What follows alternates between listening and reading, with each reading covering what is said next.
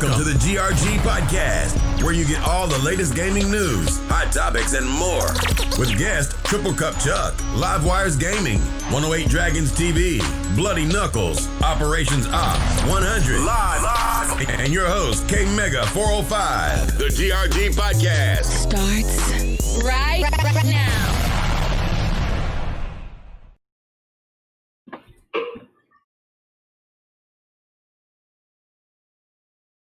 Let's go. The GRG podcast is here in full effect, live in 2020, baby. We are still here, still going strong, still doing the damn thing, man. And I am happy, not only because the crew is still here, GRG is still here. We have people here waiting, anticipating what we want to talk about tonight, and then they just want to react and get hyped, man. It's good to be back. We've been gone for, still felt like a couple of weeks, but I think it's only just been maybe a week or so.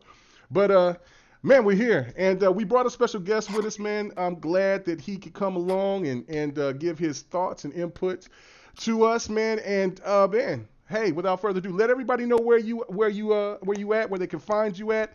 Welcome, Centurion. What's going on with you, bro? Oh, not much, man. I really appreciate you inviting me. I was looking for a good party to start off the new year, and then lo and behold, you DM me asking me to be on this show, and I was like, that's what I'm talking about. That's the show right there. I really appreciate it. And for anybody who wants to find me, you can always find me on Twitter, Xbox Live, and YouTube at Centurion1307.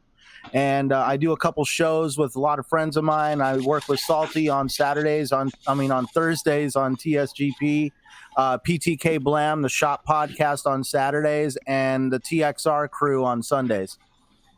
Yes, man. You put in a lot of work. We got to get some more of those TXR guys on here, man. I keep hearing Megatron Southbound. They want to come. Megatron hasn't been on the show yet. Southbound has. So we got to get our boy Megatron on here. I understand the man's busy. He works hard. Oh, he's always busy, man. Yeah, he's always. Every time we do shows with him, he's always juggling his kids and everything. He is definitely busy. Yeah. And he's over here, and the first thing he do is like, hey, man, I want to get on the show. Well, bring your ass on. I'm at work. Oh, golly. Well, do it at work. Do it live at work, Megatron. But any other than that, man, again, in 2020, what we have planned is that, well, we got some big plans coming in 2020, no doubt about it. We'll be starting to get back into the giveaways, things like that here in the near future, because there's so many hot games coming out, and we want to help as many gamers as there is, out there to try to help support and get some of them games out there to some certain people and well, I was gonna say certain people, but to anybody out there. We'll try to have some other stuff. We'll have some more gaming contests, pretty much, where we have like our fight nights, bring in some of the people in that be listening to the show and interact with us. And something that we're definitely going to start doing is maybe and that's up to the listeners. For some of the people that listens to the show, that's been loyal to GRG, man, come on down and you be a guest as well, man. You don't have to be on the Patreon or anything to do that, man. We just this is all about community, man. And so that's what we got. And plus we got E3 coming, and we got so many other big things coming down the line. So, and I started streaming with my boy Bloody. So let me go ahead and start with my boy Bloody Knuckles, man. We went strong, man. I have to give you props, man. You have taught me the ways of being a mighty hunter in the wild. Yes. Last night was a fun night. We were supposed to do it for just a little bit and had a full crew, but they disappeared on us. We don't know where they went. But we were getting down in the Monster Hunter last night. I was showing you the ropes. You finally took down the Puka-Luka. The Puka-Luka. Yes, it's what's called what? The Puki-Puki? Yeah, the Puke-Puke. Okay, yeah. And then I showed you some of the other monsters, and I gotta tell you, man, you experiencing what a lot of people saw when that game first came out, just the beauty of all the environments and first seeing all the monsters, just hearing you're just like, oh, what is that? And just seeing like you're all about it, trying to figure it all out was beautiful to see live. So it was a great time to take a new rookie hunter through. I was like, we still got plenty more to go. I was like, so other than that, me, I'm always streaming 4 or 5 times a week, and outside of that, I'm here every Friday with you cats, and Smash every Saturday. You know how it is. Making moves, paying dues. That's how it is. Yes, no doubt about it. No doubt about it. All right, and then we move on down the line, man, to my main man 100. Happy New Year, brother. What's been going on? I caught your live stream, man. You had some young cat come on there and you went wild on him. That was disrespectful. You know what I'm saying? That you got to give that kid props for just coming on and going into the Wolves' den. But other than that, man, happy 2020, brother. I mean, we already said this to each other. Happy 2020 to everybody in the new year. My New Year resolution is ABG. Anybody can get it. Oh, here we go. And he wanted to get it. I didn't do it. I didn't do what. I didn't ask him. He asked to get on, so I put him on prime time. Okay. God bless his soul, and his heart, and his mind. Okay. And I got to make a public service announcement to everybody. I bought Modern Warfare for the second time. Bought it for my son. Bought it for myself. And I'm gonna have to turn to a re-ninja. Cause I've been playing the hell out of this damn game. I don't even like Call of Duty. Well, you can't. But I'm not turning like to. it. I'm. So I can admit. At least I can come and admit to the world that I was wrong. Yep. I'm liking the damn thing. I'm gonna go kill some people now. It's double XP, so I'm gonna go shoot some people up now. Hey, make sure you use them double XP tokens while it's double XP, because that's double that. Yeah, so I'm about to go in. So I'm feeling, kind of feeling this fast. Is it Titanfall? No, I ain't beating my Titanfall, but it's good. It's pretty good. It's better than what I used to play. And the campaign is off the hook. I don't even want to be in a party with nobody when I'm playing the campaign. Yo, that campaign was legit. Yes, the campaign was solid, real solid. All right, cool. All right.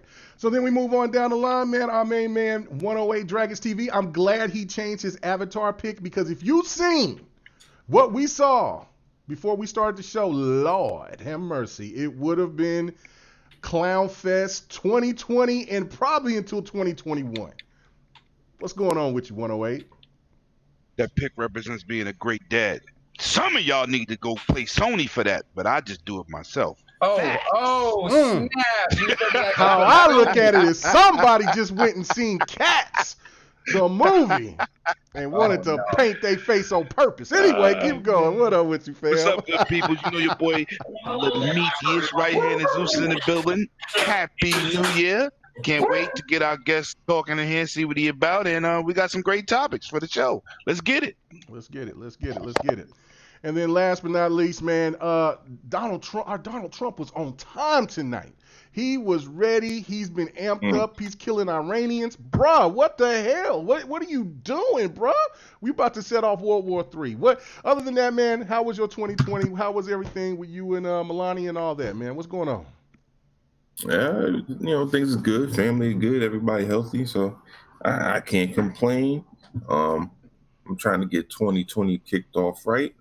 We are establishing the First Baptist Church of Xbox, and that's what we're doing. What? The first what? Say that again. Back up. The First Baptist Church of Xbox is gonna be me. 100 at Flip Money. Flip Money gonna be the choir director. 100 is the senior pastor, and I'm an associate pastor. Oh, nice. All right. I didn't know about this, but you know what? Hey, I will come in every once in a while and put some money on the plate. I got no problem with that. I got no problem with that at all. That's what the super chat for. That's what the super chat. Cool. I got you. So that's great to hear. Big things happen all across the board. I hear all other YouTubers out here talking about that they got a lot of things popping off. So we'll see it. So it's an exciting time, and a lot of people are getting ready because the PlayStation 5 is getting ready to drop, and the Xbox Series X is getting ready to drop. So, and we still don't know what Nintendo is going to be doing, but all I can say is that, man, the games that's going to be coming out here this year, man, it's going to be something amazing. I will be broke. Anyway, so let's get on to it, man. Let's start the show off, man. I was going to make this the last topic, but might as well go ahead and talk about it because it's a little bit newsworthy. I think it's kind of, tongue in cheek. But regardless, the head CEO of Platinum Games, Bloody, I need your help with this. What's our brother's name? Kamiya Hidetaki. Okay, say that again. Kamiya Hidetaki. Okay, Kamiya Hidetaki. Is that Hidetaki. Hidetaki. There you go. So it's not Hitajoki, it's Hitataki. Yeah. Okay, let me be country. Okay, well, other than that, this man has now it's been said, it's been spread around, even in all gaming media sites or whatever, saying that he was coming after, talking about Nintendo's their game screen, saying that it was shit. So now look, I'm gonna go straight to Centurion on this. This is just something just to get through, just to talk about right off the bat, get people to come in, keep coming in.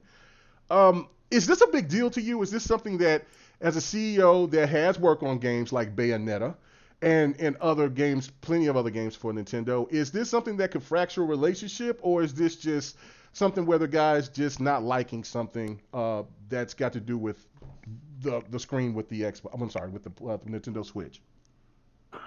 Well, it kind of goes into the idea of don't bite the hand that feeds you. They have made a lot of games that go on the Nintendo platform, and when you basically get paid by them, sometimes some things are better left unsaid rather than speaking your mind, I guess.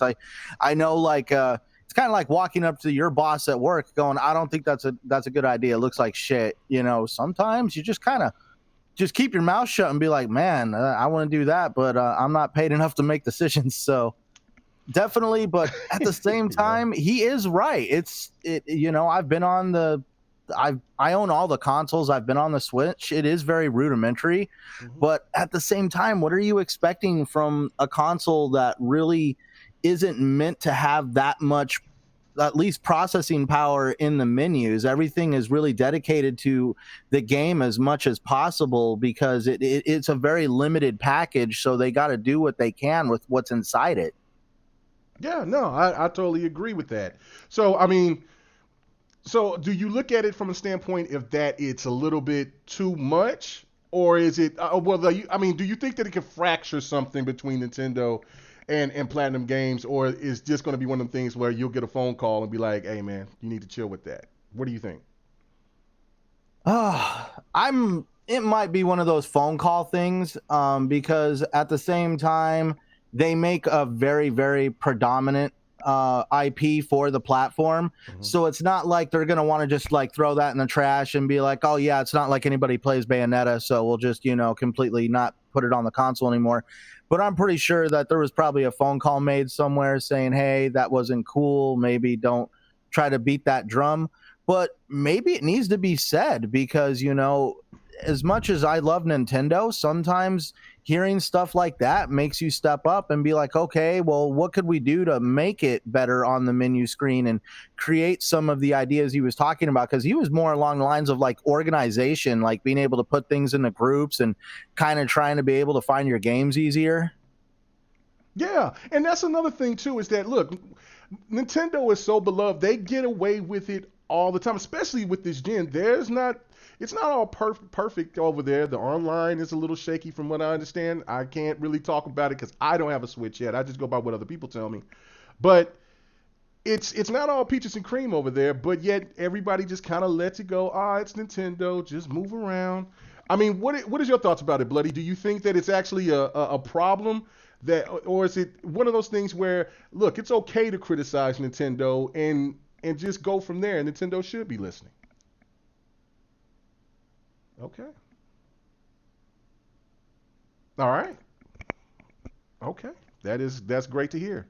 All right. Hang on. I just realized that my mic was muted. Yeah, because I didn't even see the arrow. I was like, I didn't see where you was muted. But anyway, go ahead. Because I have a mute on my actual mic. Got you. Okay. So the thing about it is they absolutely should be listening because Nintendo's always got a free pass amongst everyone. They're always the beloved company to everyone, right? Anything that they do is always kind of given free reign. And if you look at their UI for every console, especially with the last couple from the Wii and the Wii U, it's always been kind of not really organized or user-friendly. Well, the Wii was a little bit more user-friendly because of the fact that you did have the ability of using the Wii controller, so it was quick to choose what you were wanting to do, but there was still no real organization to the Wii menu itself. And he pointed out that it's literally every game that you have is in one row, and anything after your 12th game all goes into just one single file that's just called all software, and then everything's all jumbled up in there. There's no organization. It's not like how you see on the PlayStation or on the Xbox, how you can make groups and put pins of all the games that you want in those certain groups. So it's real easy to know what you're trying to pick at or what you're trying to get to real quickly, because, you know, on the Xbox, you have your 6, 7 with the new update, you have your last 7 games that are there, and then you have access to all your games, and then below that you can put your pinned groups and things like that. So you always have quick access as well as to the home menu directly. Same with the PlayStation itself. I honestly think him speaking out about it as one of their predominant, I would say at this point, kind of second party but third party developers who have been making exclusive games for them with the Bayonetta franchise and everything that they did. And not to look past that, everything that they've done in the past, they just recently released Astral Chain, and then 101 Heroes on the Wii U that was recently ported over to the Switch. He understands the software that they have and knows how it works. Him speaking out about it as one of their primary second party, third party developers means something. You should have your first party speaking out on it, but your first party isn't always going to do that. But those who are working exclusively with you outside of your first party studios, when they say something, they're saying something because of the fact that it makes it better, not just for everyone, but specifically more to the fans who actually support that, and that people need to be more vocal about calling that kind of stuff out. And it's not just calling it out just to be negative or anything. No, when you call something out, actually have a point to what you're trying to speak out about. The home screen, yes, it's a home screen. Most people are just like, oh, well, I'm just going to go hop into whatever game I have real quick or whatever cartridge I put in. No, you should still have it be the ability to be able to quick set that up and not have to fight the UI just to get to what you're trying to look for. Especially with the Switch. A lot of people are doing digital now, especially that you have the, a lot of them have to get micro SD cards and stuff all for the Switch. A lot of people don't want to have to be constantly changing out cartridges. So a lot of people started buying digital on the Switch. Why not be able to have the ability to organize all your digital games like every other console? Okay, all right, good point. All right, what about you, Livewire? I mean, do you think that, do you agree with Centurion and Bloody, or do you have a different take on this? I mean, I don't really pay attention to the Switch dashboard, but for like 5 seconds, because I don't play on it that often. So, and when I do play on it, I'm basically just sitting on Zelda for like 3 hours. And that just kind of proves what I was saying, is that some people will just literally play the one game that they have on it, but when you look at the people who have everything on their Switch, it helps out. So Live actually kind of helps to add into what I was talking about, because if he's just playing Zelda only, that's the one game that he's focusing on. Yeah, I don't really. It's not my primary console, so I wouldn't like if Xbox had that issue. I would notice it a lot quicker, and then 2, I would be way more vocal about it. But like even the same thing with PlayStation. I just play the game that I have. I don't really focus on anything else. That's why I think a lot of times people don't complain about the PlayStation dashboard, because you're not paying attention to it. You're just playing the game and that's it. It's really only typically it's usually the people that play it the most that notice that stuff. What those issues are. Okay. All right. Obviously he plays Nintendo Switch enough for that to be a nuisance to him, or maybe all the shit is digital. I have no idea. That makes sense. So do you think that he might got reprimanded in a not a sense of being fined or anything like that, but maybe got called and said, hey man, chill with this? Or you think Nintendo just left him alone, just like let him be, because they already know that he has a bombastic personality as it is? I mean, we do remember as Xbox fans, I've never heard him say anything negative about PlayStation. I don't actually know how many. Well, I do know a couple of games. Well, Nier Automata, of course, but I know that he went after Microsoft because of the whole Scalebound situation, and then dialed it back a year ago But do you think the Nintendo's going to say anything to him, or are they just going to let him slide? I mean, likely Nintendo knows that they have an issue. Mm-hmm. So I don't know how much are they gonna really be worried about that. I mean, obviously he has their console and cares enough to even comment on it. So, I mean, if I was them, I would just, I don't know. It's also Nintendo, so they just do shit that's like out of pocket at times. So I don't know. It's hard to say. I mean, I wouldn't make it a big deal. I'd just be like, look, it's an issue. We need to get it fixed. And that's about it. Yeah, I got you. All right, cool. What about you, 108? What's your stance on this? Well, I don't think he's gonna get no backlash because developers always got some type of opinion. Just like the dude from Gearbox saying he's not impressed with the Xbox One X, but I'm pretty sure he's gonna try to put a game on there. Everybody has an opinion, but the one thing I think it needed to be said because Nintendo is always getting a pass. Their menus on any system have never been good. That's not something they're good at. Just like their online is not good. It's all over the place. And I have a Switch, and the menus suck. They tried to fix it. It's clunky, but they don't have a lot of memory to work with anyway, to be playing with a huge operating system on the Switch. So keep it plain, make them a little bit more simplified, organize the game, and they'll be all right. But I don't think he gonna get no backlash because it's freedom of speech. Dudes can say what they want to say, and that was his opinion on what the Switch was dealing with. No, that's true. He can't be ridiculed because he has an opinion. Oh, don't let me talk up because sir says he gonna hit me. Nah, we're not doing that. He can speak if he want to say. I'm happy he said it because it needed to be said. The Switch menus are terrible. Okay. All right.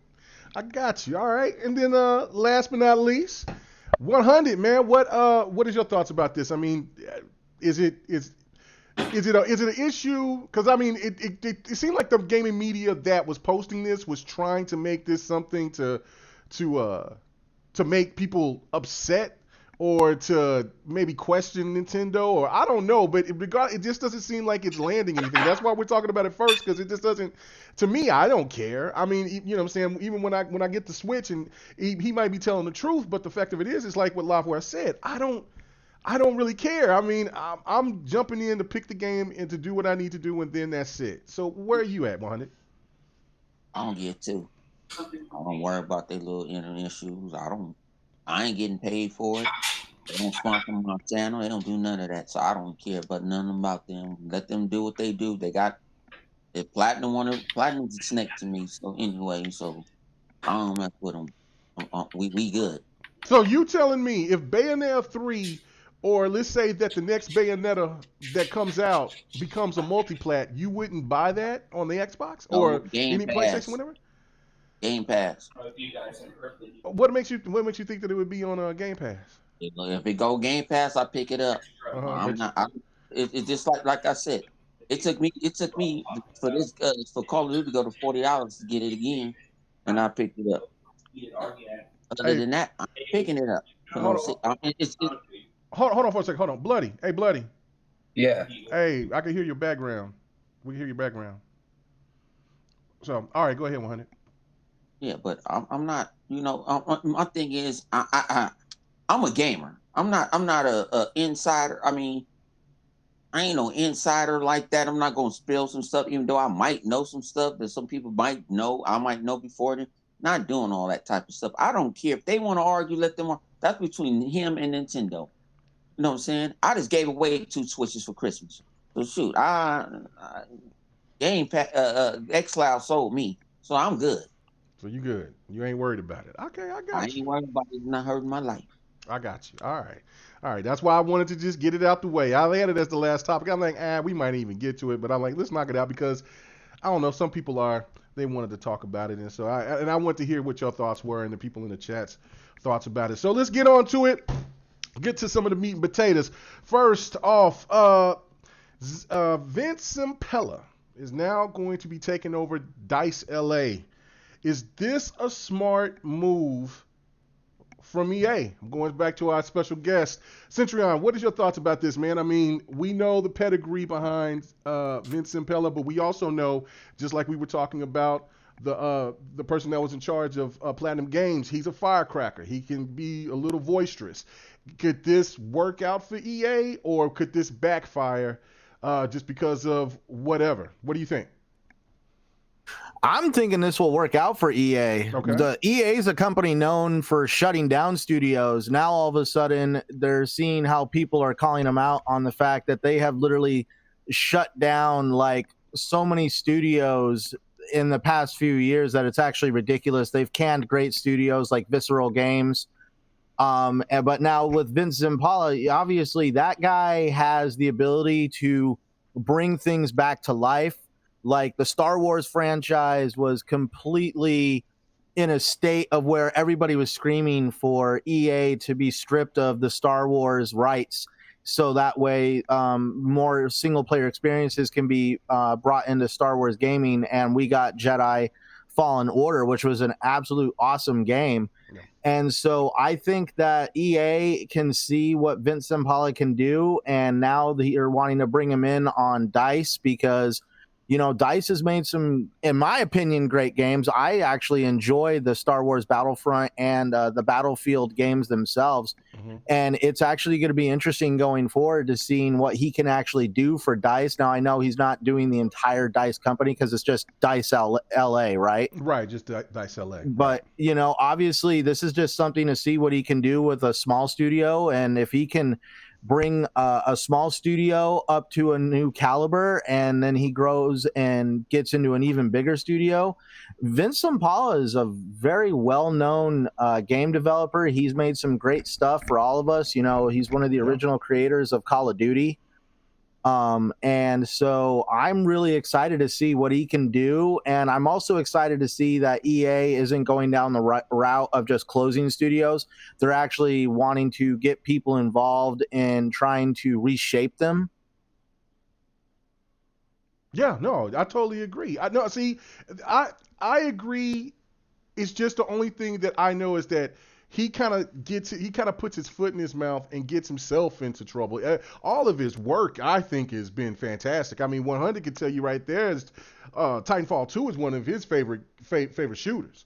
So, I mean, and he's still in charge of Respawn. So I think it's a smart move, me personally. I just think that, you know, as long as he just keeps his mouth closed and not just go left, I think that everything will be all right. But I mean, you got to give him credit, and you got to give him credit in the fact that literally he's one of the very few game developers that EA has control of that isn't forced to use the Frostbite engine. You're right, because they used Unreal Engine 4, right?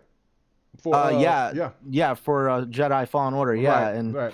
But they're about to be, because if he's going to become the head of DICE LA, that's going to be their home engine, because that's what DICE uses for everything.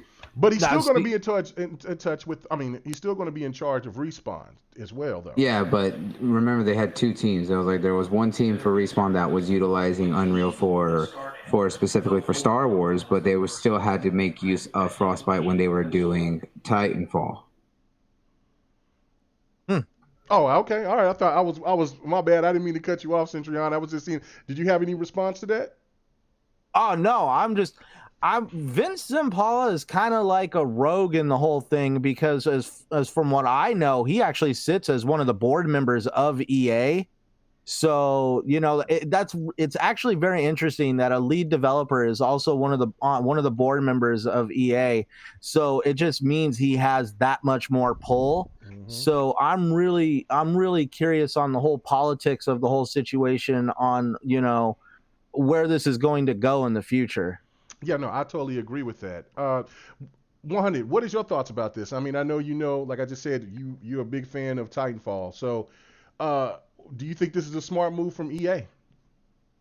How can I say? I mean, you forgot he got fired before. His whole team got fired. Right, true. So I don't know if it's just like an NFL coach or NBA coach. You know, if it's just the right environment, is EA the right environment for him? So far, it's been good for him. Yeah, so maybe so. So my expectations are low.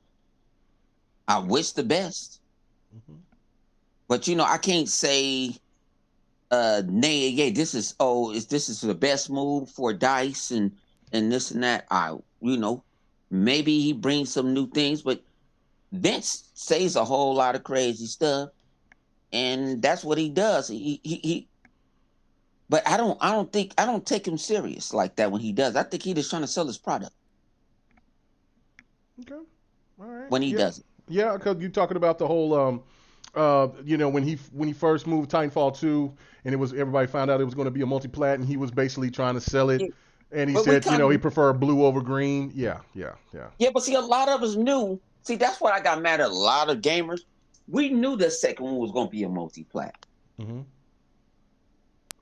People didn't believe it. It was already kind of said in so many words, but people get angry for things. I don't know.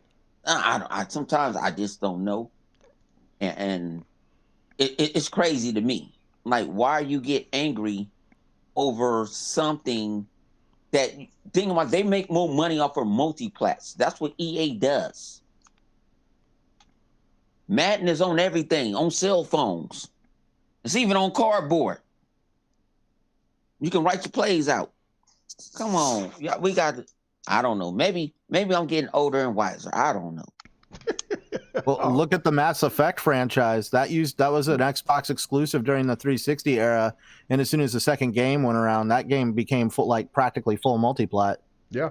Yeah, but it was only the first game. See, people don't understand. The first game was only supposed to be. Microsoft only wanted the first game to be and then they had to go to Microsoft because Microsoft had, I think, the publishing rights for that game, and Microsoft said it's cool as long as you put it in a bundle where all them games is on there. So, yeah, so that's cool. All right. Livewire, what is your thoughts about Vince Zampella? I mean, do you agree with Centurion? Do you agree with 100? I mean, is it you got a different opinion? Where we at? May say it again. What do you think about Vince Zampella? I mean, he's been doing good work, so I don't see why. It looks like he'd be a nice fit for that. I mean, I don't know exactly what he would be working on, but he's done very well with the properties he already has. He made a lot of good decisions, even though not necessarily everything that he did was, came out as a golden nugget for EA, because obviously Titanfall 2 was kind of like, it was critically acclaimed, but it just didn't fare that well. So but he proved himself, so our opportunity makes sense. Yeah, I don't know who else they would put up in there. I mean, and that's a good point right there. Like, I mean, there's plenty of other developers out there, but I mean, it's just like what Centurion said. He's on the board, and he's got a lot of clout, and he's got a good pedigree. So I just, he makes some great games. So I don't know. I don't know. What about you, 108? I think it's a smart move. EA has been getting ridiculed about the games they've been putting out, and if you see somebody making smart moves, you should put them in a position to help more teams and more game development. But let's just be real here. The stuff that EA's been getting killed about has never been the gameplay of any of those top games, the Battlefields, the Battlefronts. It's always been the pay to win. So listen, I think it's a good idea moving somebody in a situation that can help your company, especially EA with they have a bad community outlook. You know what I'm saying? The people really don't like EA no more. 1 year I think they was rated the worst company to work for. There's been more than 1 year. Right. So it's like anything to 3 years in a improve row. their image, Yeah. to improve their image to the public and make people believe in your brands again. If this guy can make those decisions and help you out, it's a beautiful thing. And it's better for us. Yeah, no, as totally agree gamers. with that. No, I agree with that. I think it's smart. Yeah. So okay. So let me ask you guys. Well, I got to go to Bloody last, but what do you think would be the next project that he will work on at Dice EA? I mean LA. Okay, let me jump into this real quick. If he's so damn good, he need to help out with live. Oh, Cause come live, on. live is dead. He's a king of the shooters, not Hey, a I'm just basketball hey games, hey man. fresh face. You need a fresh face. It's the Come on, company. man. Come on. They need help. Man, Put yeah, everybody on board. they need to have some fresh blood out there Yeah, they do for because it's horrible. live. I mean, yeah, they need to put some work. But I mean, I even heard that they even was going to a point to where they was going to make it like a free to play. Yeah. Live to be a free to play, and then Is it officially canceled? I heard it was canceled. No, they canceled it for this this season, but they're talking about bringing it back. Yeah, that's what I'm talking about for this season. Yeah, but they're talking about bringing it back, but they don't know what options they wanna take from my understanding, and I mean, and that's really unfortunate. I mean, I know that there's talented developers and things like that out there to make a proper basketball game. I just don't know if EA wants to put in the capital behind it anymore after 2K has just been that dominant force. Like, that's crazy. Like, 2K did it completely different than what Madden did with NFL 2K. That's what's crazy. Like, they didn't try to buy them out; they just took them out. That's insane. But back to the topic in hand. So what game would they? All seriousness, what game you would think that he would work on? Be the first one to work on. Can I at least throw out a crazy idea? Oh man, go ahead. Anybody could jump in. This is for everybody. I thought I topped it with a crazy idea. Well, I get Battlefield 5 is actually labeled under Dice Los Angeles for like games that they've actually developed for. There you go. That's what I want to hear. And now we got to remember he helped create Call of Duty, which is Battlefield's main source of competition. And we all know the Battlefield franchise has been falling flat on its face. We all saw what happened with Battlefield 5. I'm a big World War II fan, so I loved that game, but I know it wasn't received well. He might be involved in trying to revamp the Battlefield franchise. Well, I wouldn't see. I take it as the only reason why Battlefield 5 didn't hit the masses is because of two reasons. One, it was World War II, and gamers were done and tired with it. And then the fact that there was this crazy misconception about, and this was on EA's part. It's no different than what Xbox did with the Halo 5 situation by giving a different impression, and then the people that hated it, that just wanted to hate it, and the trolls ran with it, and then it spread like wildfire. Like with Halo 5, the messaging was all over the place, and nobody didn't understand what was going on with Locke and Master Chief. They did the same thing by putting that woman in the trailer and on a cover, and she had nothing to do with anything within the game. People thought that the game was going to be over some chick with a metal arm, and that was none of the stories. All of the stories were, somewhat realistic stories that happened in World War II. So, like, they killed themselves with their own messaging. But but the game is, you still have full lobbies. People love it. People are now excited about the year 2 edition because they said it's back to what they was expecting. But of course, it's been a little bit too late. We all see, like, what was it? Salty showed me an article the other day about how free-to-play gaming is actually contributing to a large amount of revenue when it comes to microtransactions. And they're actually saying that free-to-play games make more money in transactions than games that you actually got to pay for. So you never know. They might be trying, because Respawn did come up with Apex Legends. So I wouldn't be just surprised if EA is now trying to go down this free-to-play road when it comes to multiplayer games, just because they know that it's easier for people to get into the environment and spend more money. Yeah, but you don't want to mess with Battlefield. That's your bread and butter. You know what I'm saying? It's just like what somebody's saying, and I was going to say the same thing, except I wasn't going to say the year. But like Gunplay said, Battlefield 2142, easy success. You put in a modern warfare Battlefield, that's flying off the shelves, just like Call of Duty is flown off the shelves. People just want to get back to the Modern Warfare Get era. back to the basics. Yeah, man. they want to go back to the basics. They want it Don't because want there's to be new running on technology. walls. Right. They want laser They guns. don't want to go too far. They Yeah, want bullets, grenades, and rocket launchers. But That's then, it. if that's the case, then why is the success of Apex Legends Okay, so much? 2 different series, 2 different groups of people. But again, I was Listen, it's the identity of the gamer. I'm a hardcore Battlefield dude. Dudes are tired of World War II. Period. Yeah. Dudes, if you want to run on walls, Titanfall does it the best. Let's keep it real. You want a space shooter? You're playing Halo.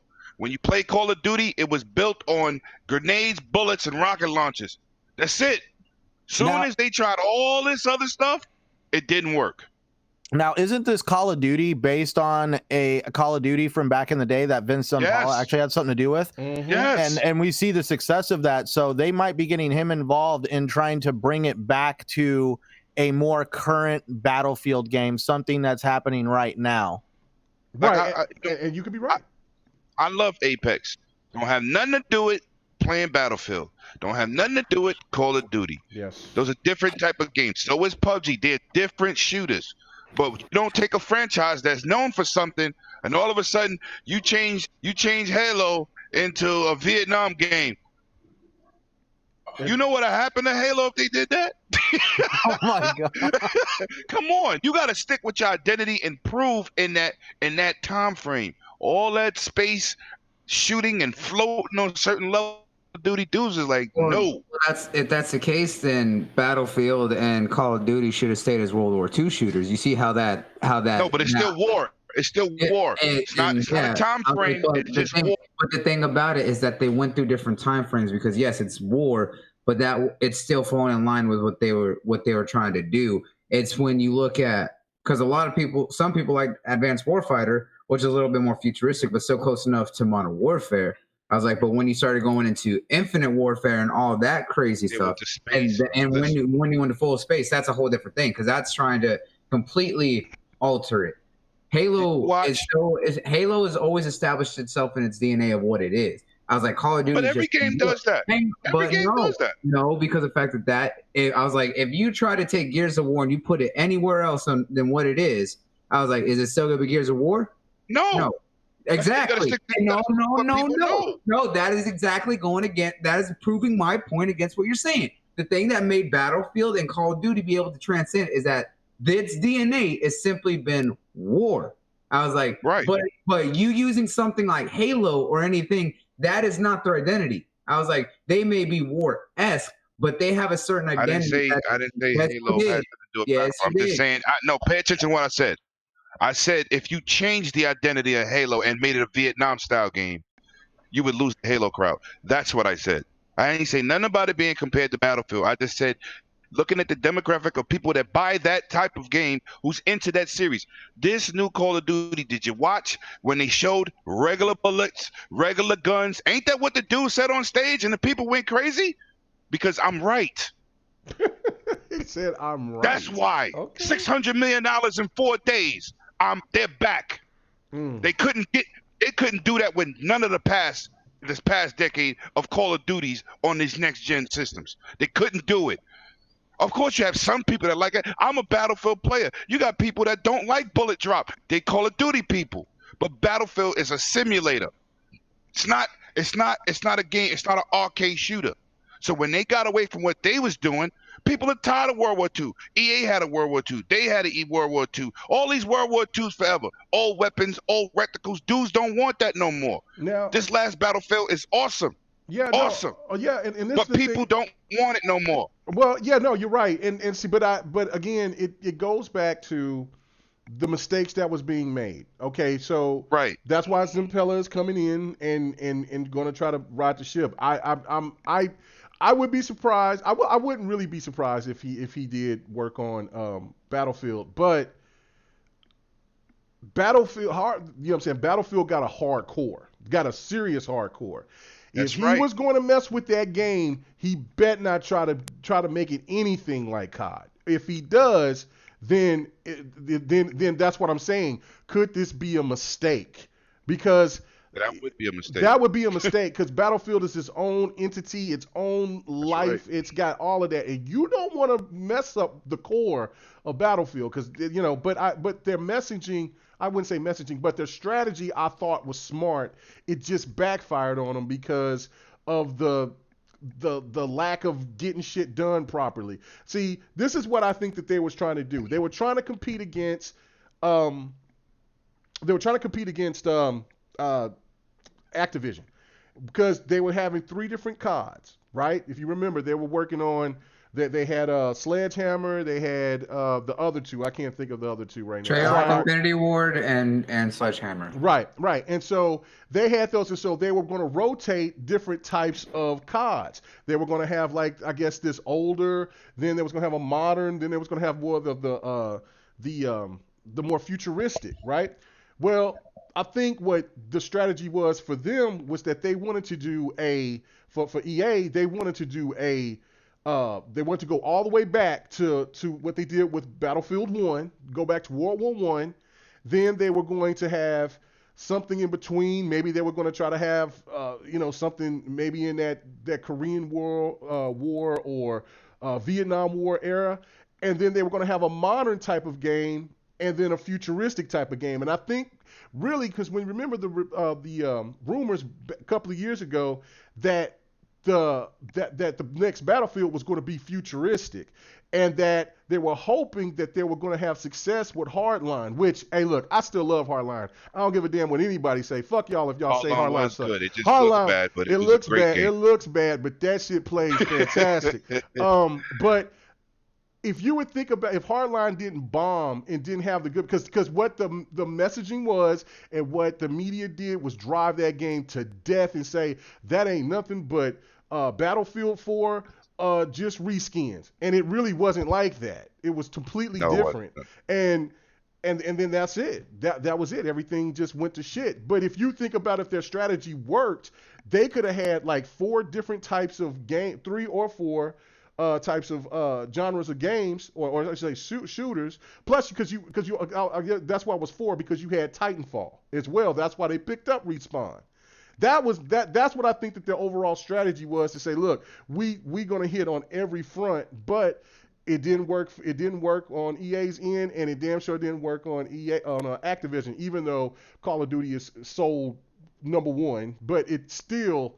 The people were just tired of it, so I don't know. But Bloody, you wanted to go ahead and finish up before we go to the next topic. All I'm saying is that this is going to be. It's one of those things that it can be good and bad. I was like, I'll say Vince Zampella is definitely one of the more outspoken heads of a studio out there. He's a little bit aggressive. With what he does. Mm-hmm. Now I'll say that with the whole, blue's better than green and all that, I'll agree with 100 on that one, is that he was trying to sell a product. He was trying to make sure that, he put it out there, but the way that he did it was unnecessary, because while a lot of the original Xbox One fans enjoyed the first Titanfall, we knew that it had issues, but we still liked it. But everyone knew from the get-go that it was going to be multi-plat. Going forward, it should have been multi-plat, right? Mm-hmm. But the fact of what he did, you can call it marketing, which it is. I was like, but that's one of those things of what pissed off a lot of people with Cliff Bleszinski with all his bullshit with Lawbreakers before that failed, right? Is that he was saying that he just wanted it only on PlayStation and PC, and he's like, hey, we're not planning to put it out on Xbox, but thanks to all you Xbox people for talking it up for me and just kind of being a dick about it. I was like, that kind of also can put a bad taste in some people's mouths. Now, he definitely, with the fact that he's going to be overseeing DICE LA, the fact that he's overseeing Respawn, he's going to be managing 2 big shooters and anything else that Respawn does at the same time, because we know partly that they're going to be working on they're next going to be working on the next Star Wars game after the success of Fallen Order, and how there's talks of them wanting to do a sequel. We know that they're going to start working on potentially something with that, right? So we know that that's currently going to be in the works, more than likely. And then that fact is that Respawn is still having to oversee and manage Apex Legends. So you know that they have that shooter going on. And that's what the fact that we still don't know for certain, but more than likely they will be bringing back another Titanfall. So he's going to be managing 2 shooters, and then with the next Battlefield, that more than likely that they're going to be bringing with DICE LA. So there's a lot that he's going to be overseeing, but if he can do it well with understanding his kind of knack for organization and everything, it can actually play out pretty well for what they could do with shooters, because you're talking about one of the forefathers of Call of Duty. So he knows shooters. That's kind of what he has going for him. So kind of with that experience, he can help really focus up what can improve Battlefield. That's kind of, well, it's still been successful, kind of drop off for a little bit, you know? Yeah. It's one of those things. Yeah, no, I totally agree. Yeah, no, I think it's a smart move. I mean, the man knows what he's doing. Just don't be trying to fuck up Battlefield. Don't do that.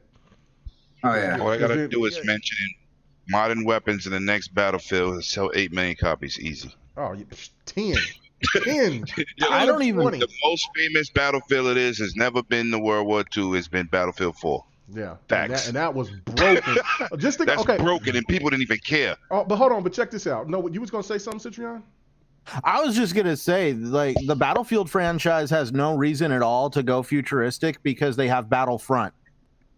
Like, if you're looking for that futuristic experience, you might as well go play Star Wars Battlefront. That's exactly right. That's I had it because I've said it before. If people listen to me, I said it on other podcasts before about that strategy. But it just went to shit. But that's what I think what their goal was like, look, we're going to touch on every genre of game. You know what I'm saying? Every genre of shooter that you could possibly think of to compete against EA. And I'm sorry, EA, but Activision. And the crazy thing about this is that Battlefield 4 would have probably took the reins from COD if it wasn't so broken at launch. If that game was not broken, people still play that game like heavily. Oh yeah. It was broken on 2 console generations. Ooh, it was so broken. I bought the game for $25. I said, because I was like, man, I want to get this game, but man, I don't know, man. I can't get it yet. And then I looked and I said, does that say $25? I said, is it scratched or something? Because I asked the person at GameStop, I said, what's wrong with this game? And they didn't know. They didn't tell me.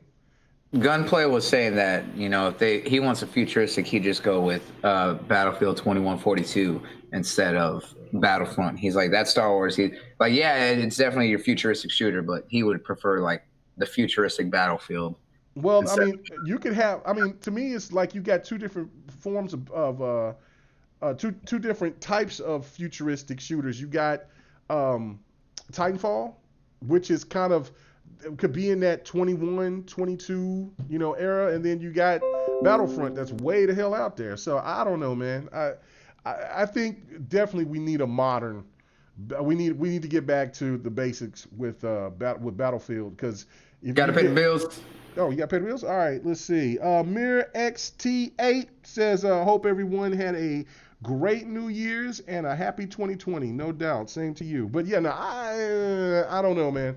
I'm not feeling no futuristic Battlefield. I want to have it modern. And it's a simulator. And it's a simulator. Let's keep. It can't be a simulator talking about some futuristic stuff. Yeah. That would be going away from their demographic of people. You don't want to do that. You don't want to. You don't want to do that. You don't want to do that. So anyway, all right.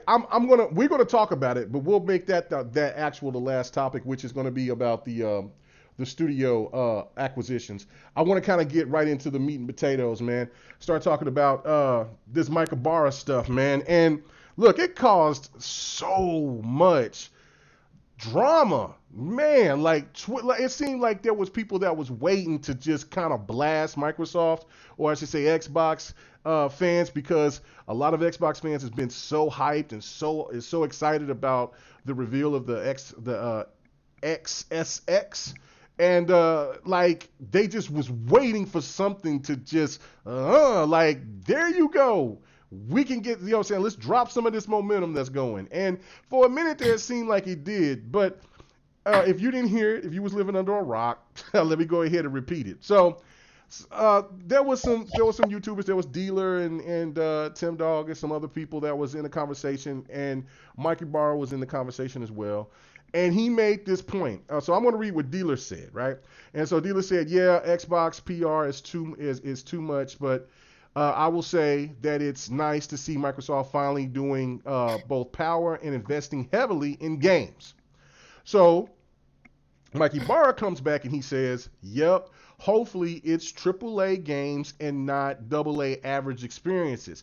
Got to differentiate with Epic Entertainment to get any of the PS people to switch over.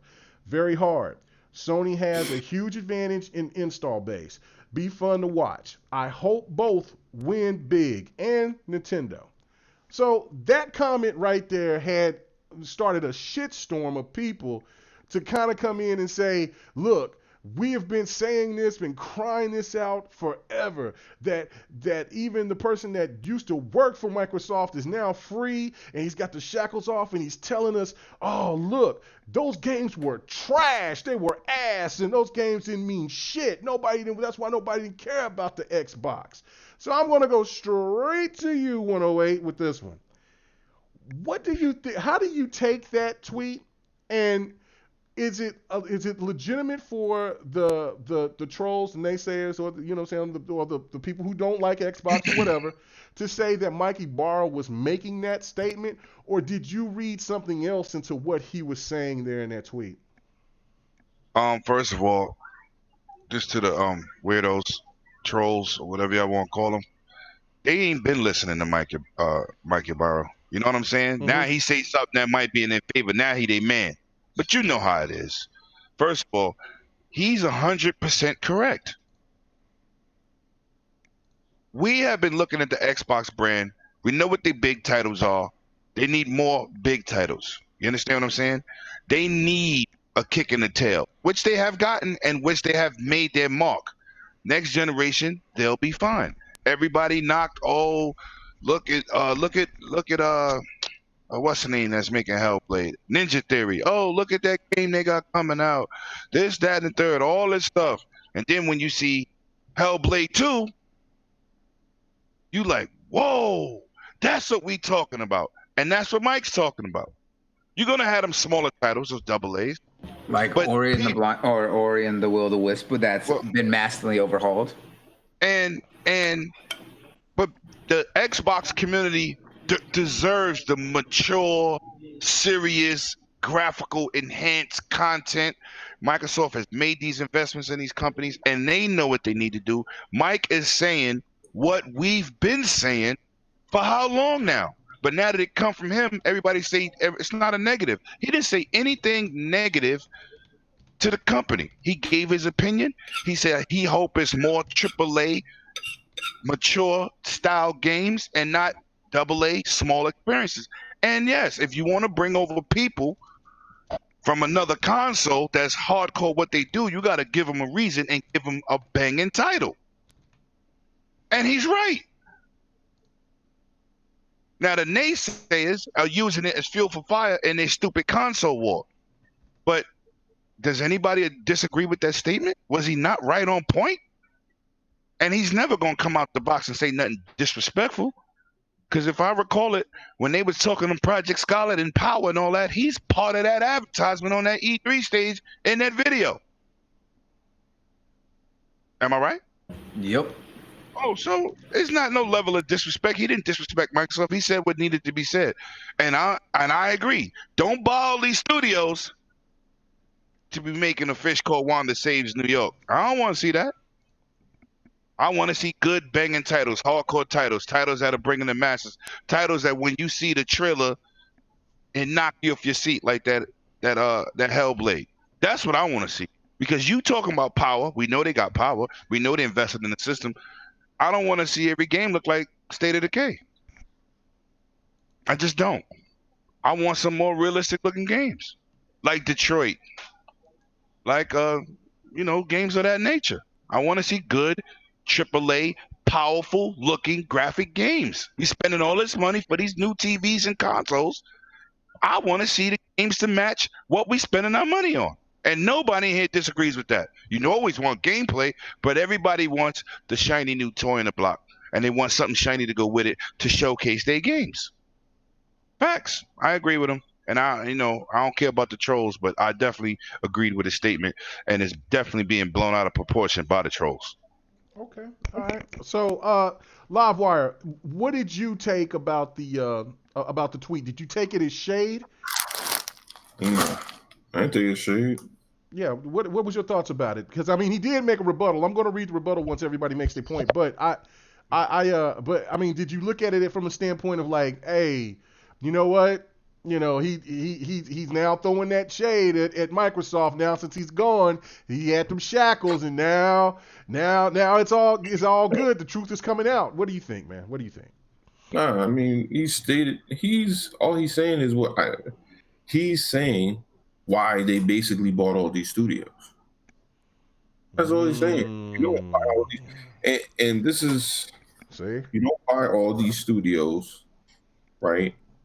To make just AA games. You don't.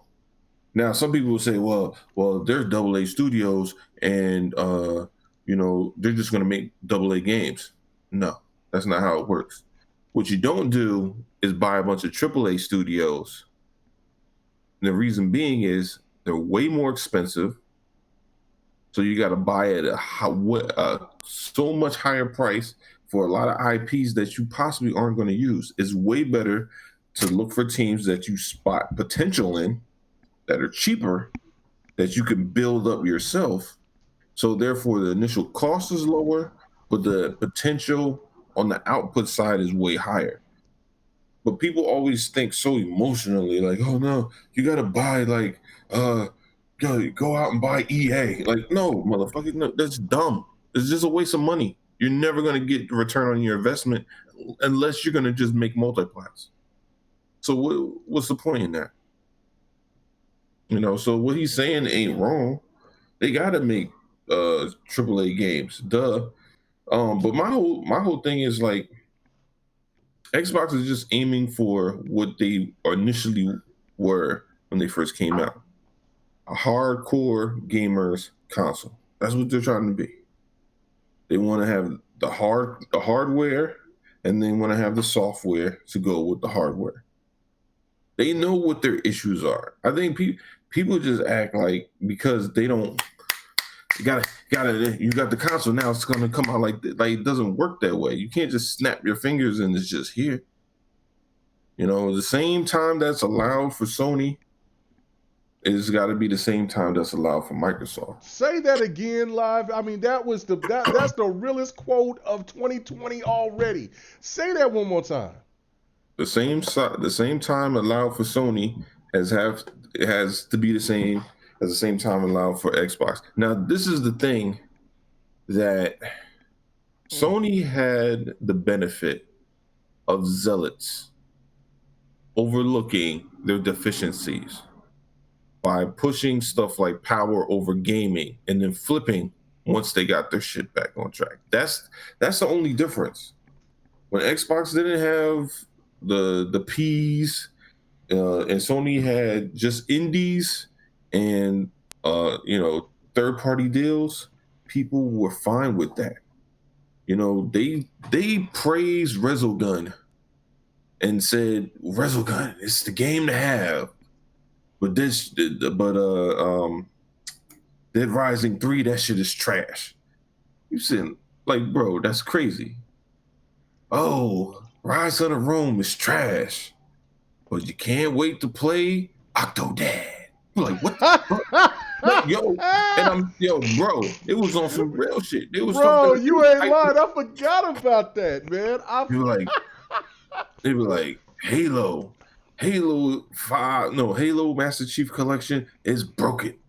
Go play Uncharted, the Nathan Drake collection minus the multiplayer. It's even better because the multiplayer is not there. Like, this shit is crazy, bro.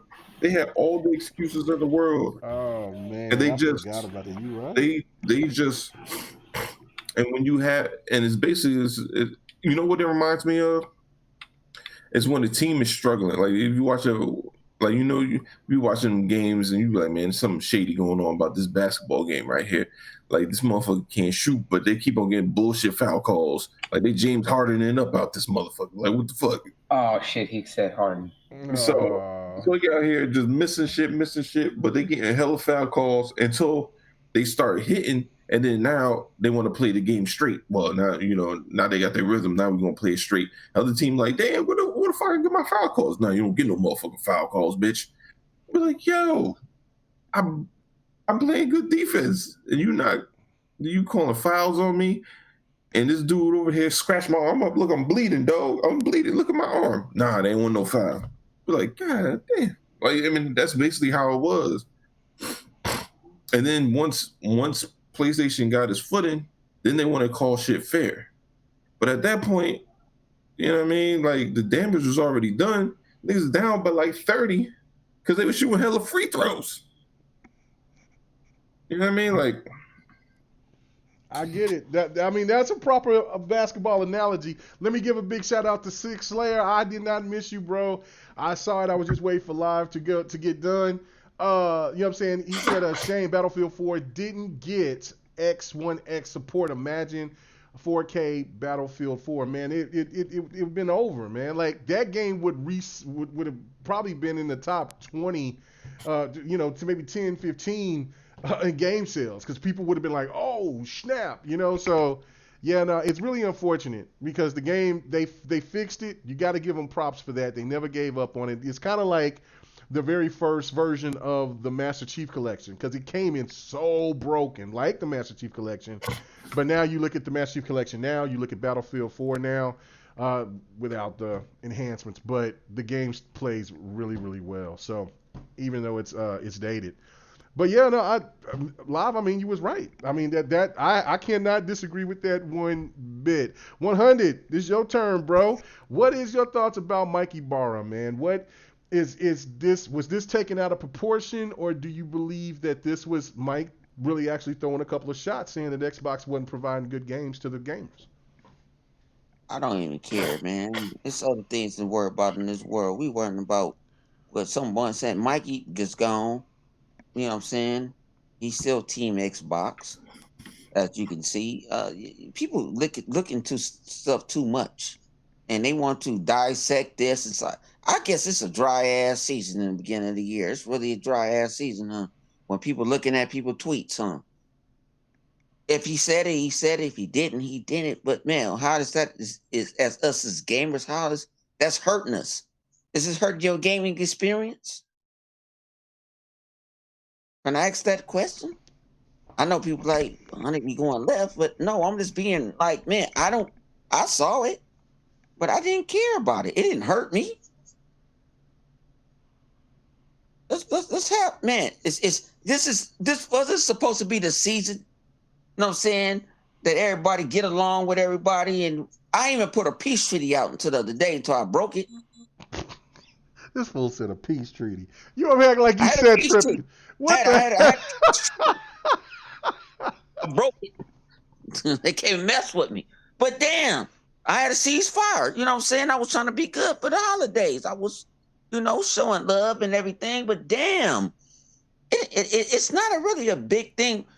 I think it's us as hardcore people think it's a big thing. The casuals don't know who these people are. They don't even know if Mike Ybarra left Microsoft. Let's keep it a buck. Now, I'm going to give my man, Deacon Jones, he hit it on point. Deacon Jones. Did you just say the council? Yeah, no, Deacon Jones over there, Livewire, he hit it on point. So I'm trying to rebuttal to try to save myself because I can't say nothing better. I ain't gonna even lie, but he hit it on point. He said the script, and this is what it was, But my thing is, as gamers, we got to quit thinking about what these people saying, because at the end of the day, back in the day, we didn't know who. If it wasn't for social media, we wouldn't know who nobody's talked about.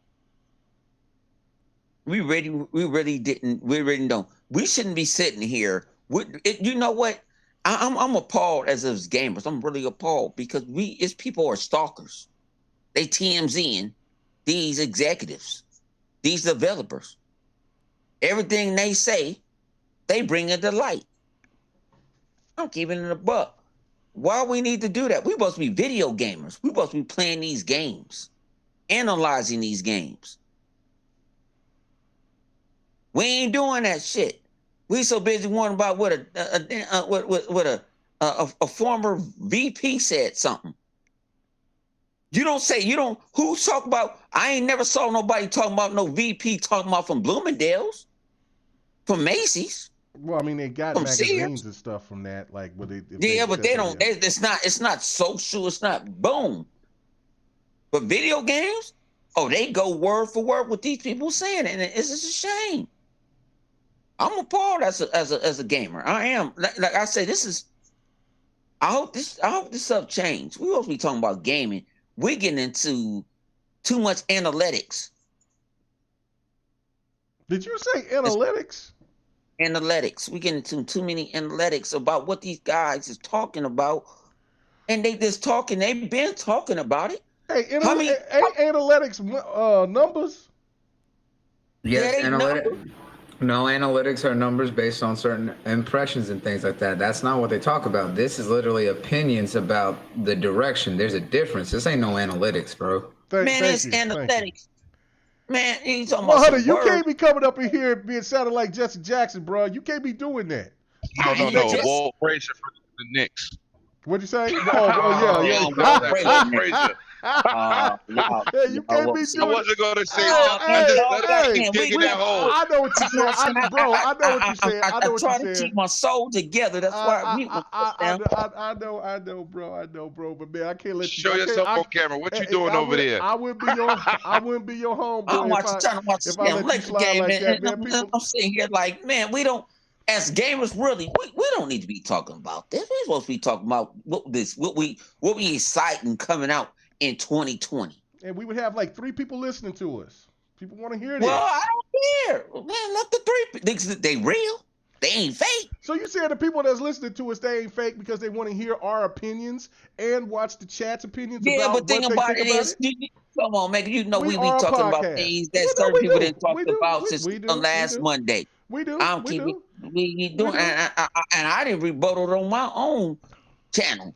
Oh, you got that one right. He said rebuttal properly. Good job, wasn't it? He did. I did now you're using proper verbiage. There you go. But it's like, man, my thing is, you know what? 2020, we need to get back to the gaming. Oh, I agree. No, I totally agree. It's never going to happen. As long as social media exists, it ain't going to happen. I don't care about social media. Social media don't run me. I run it. Okay. They come search for me. I don't go search for it. No, I don't disagree with your stance on it, but you just can't be throwing out words. And as your homeboy, I can't let you slide like that. See, I would be dirty if I just let you just go with that. Well, they gonna get me anyway, so I'm already. I got your back, bro. Called up anyway. They didn't catch me. They didn't catch me. Hey, we gotta make sure that you're using the proper words in the proper. I did a bloody. I went to sleep the other night. You what? I went to sleep live. I know. I was bored. Come on, man. And I was bored. That's why I said I gotta be. Let's get back to the topic. That was your podcast. How are you gonna sit there and be bored on your own podcast? That was because they was talking and I didn't feel like talking about it. You drinking some $500 whiskey? Yeah.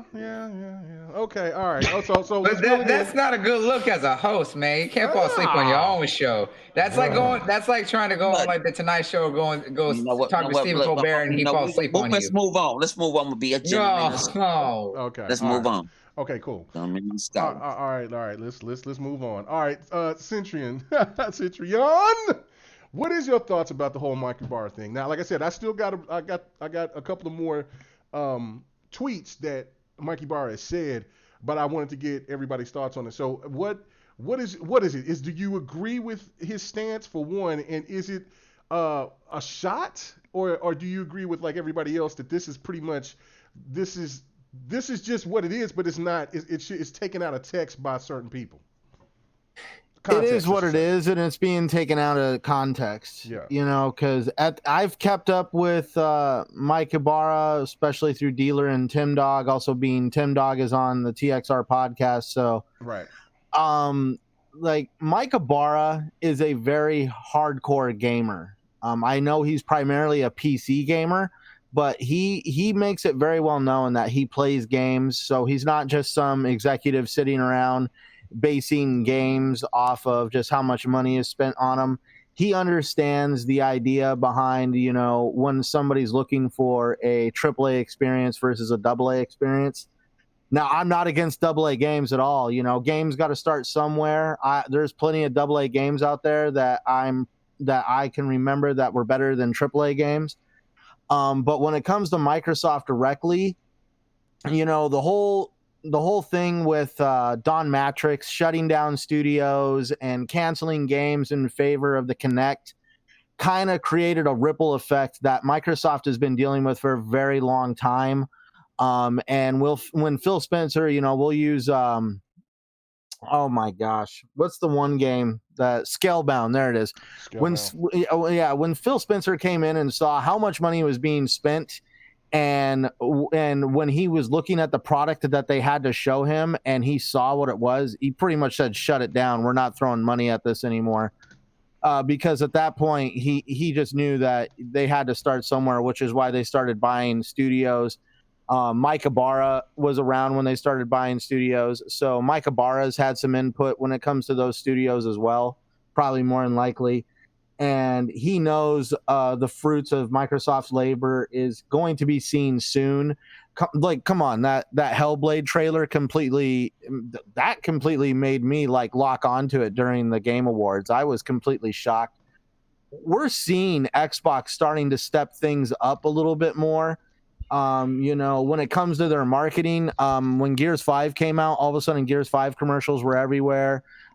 Even though Ghost Recon Breakpoint was not exactly a loved game, that was on Ubisoft, but even then, with the marketing that Microsoft had, they even brought Lil Wayne in. They're trying to have a lot more heavy marketing influence. So they've learned from past mistakes, but people need to understand they're not going to go out and start creating these barn burners at the end of the generation. They are going to hold on to what they have, and they're going to basically come back strong in the next generation. And Mike Ybarra knows this. Come on, he's with Activision.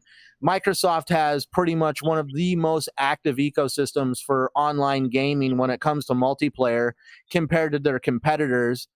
And Mike Ybarra being with not Activision, with Blizzard, they're about to come out with Overwatch. He knows that's going to be a very big popular game on the Xbox platform. So he's definitely not throwing shade on Xbox at all. He's just pointing out the fact that we all know that Xbox has had few to none AAA experiences coming out of their first-party studios. And, the stuff they've come out with, I've enjoyed some of the games. I enjoyed State of Decay 2. Yes, it was State of Decay 1.5. But, I've actually enjoyed some of this stuff that's come out of their first-party studios.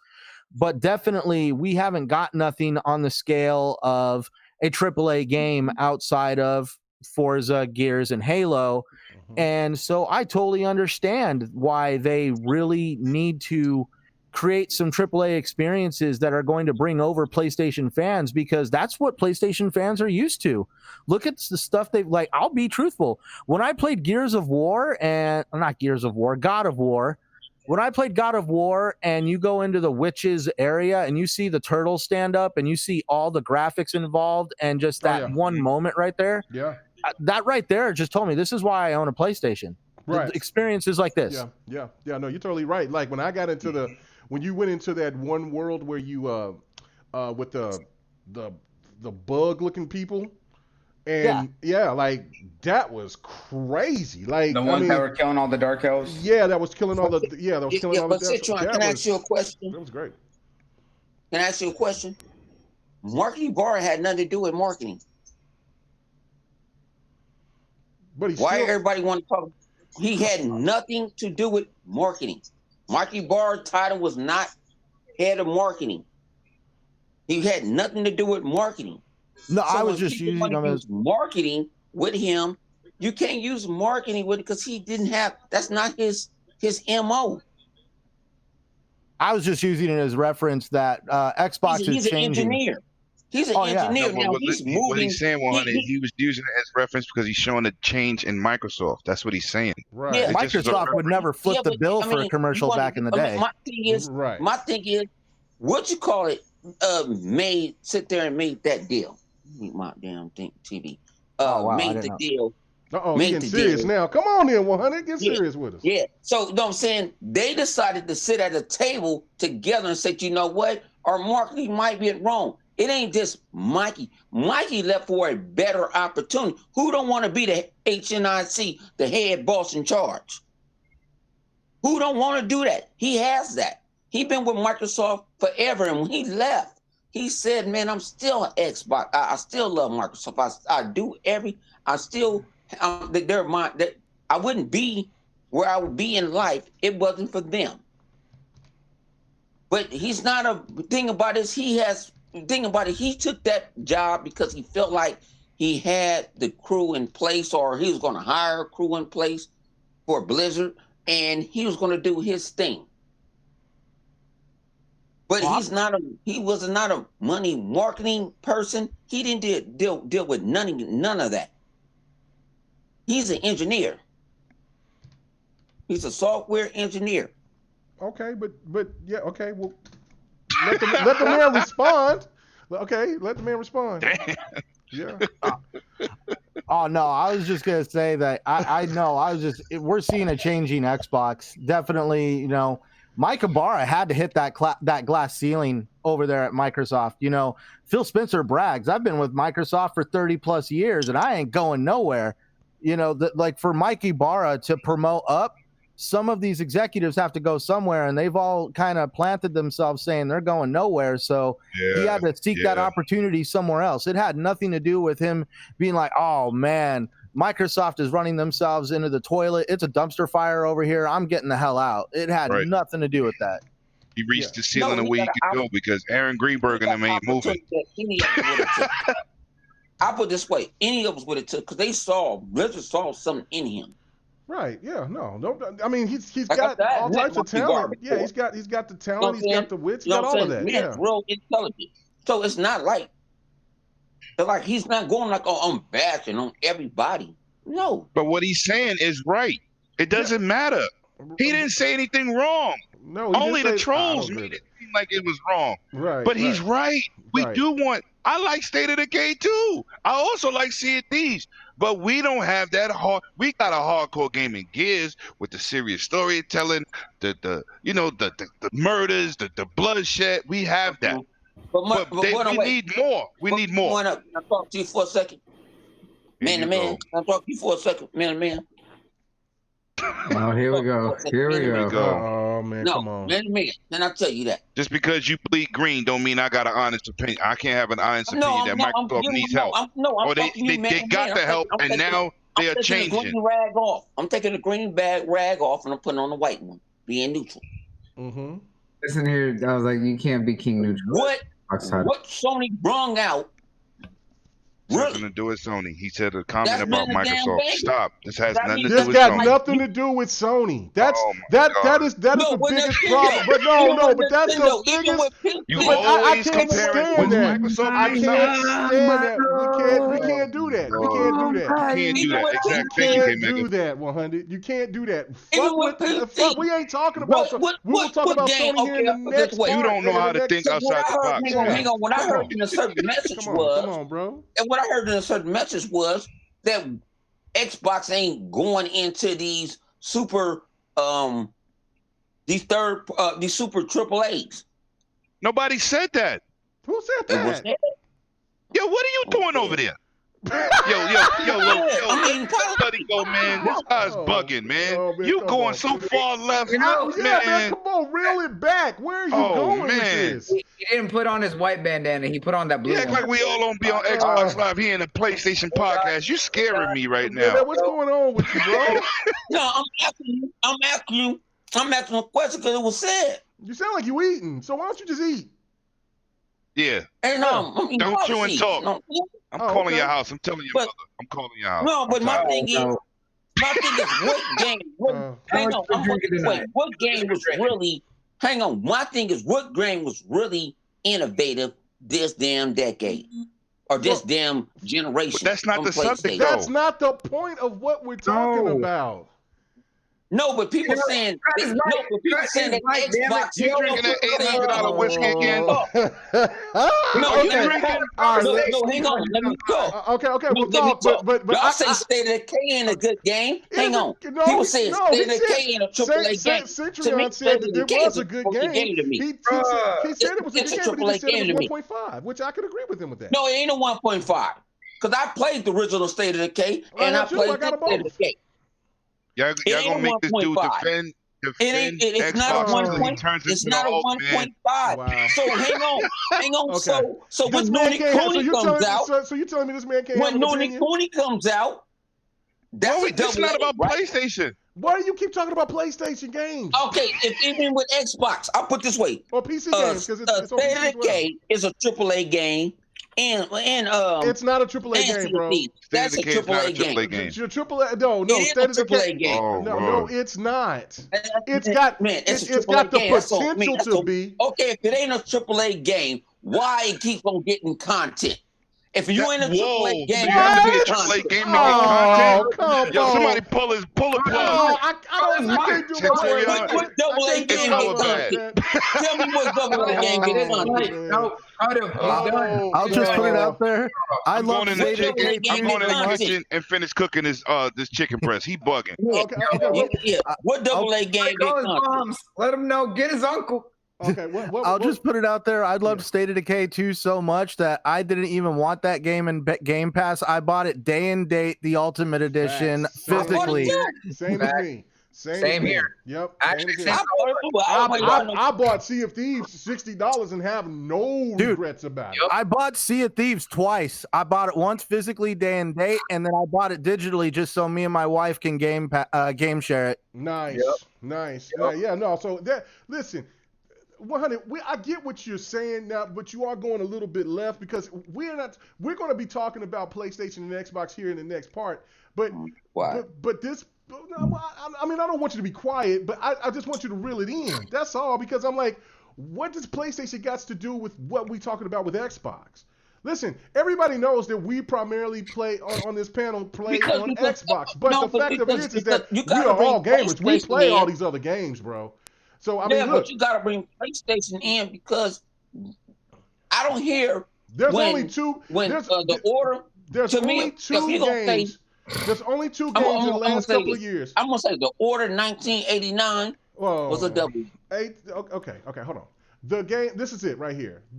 To be realistic, there's only two games that Xbox has produced for these last couple of years that can even close to be mentioned. And some people will not mention those games up to Sony's games for the last couple of years. And that's left to the opinion of people out to the public out there to say.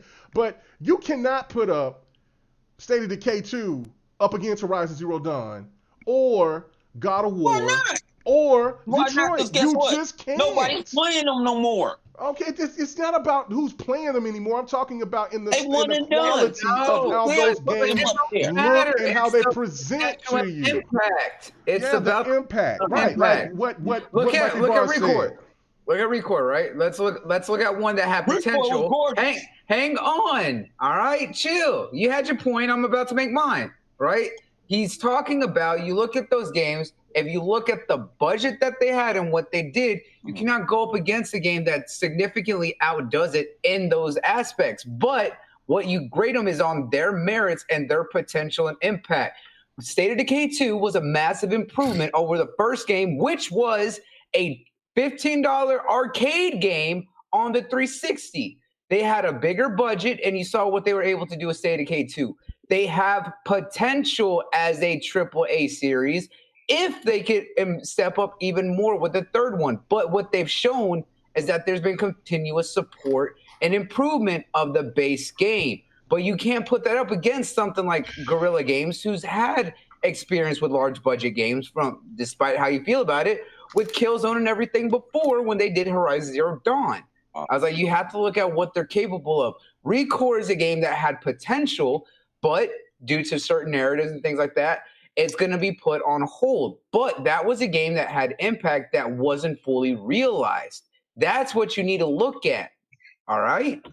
Right. Let's just get back to the I don't subject, man. Come on. I walked away. We still talk about State of Decay. Still about Mike Ybarra and these statements, man. Yeah. Well, so, no. Let's get back focused. Let's get back focused. Go ahead, Bloody. Go ahead and make your point, man. The thing that it comes down to is the fact of that Mike Ybarra, and we can say a little something because we've gotten to meet and talk with Mike Ybarra. We know how passionate it is about gaming.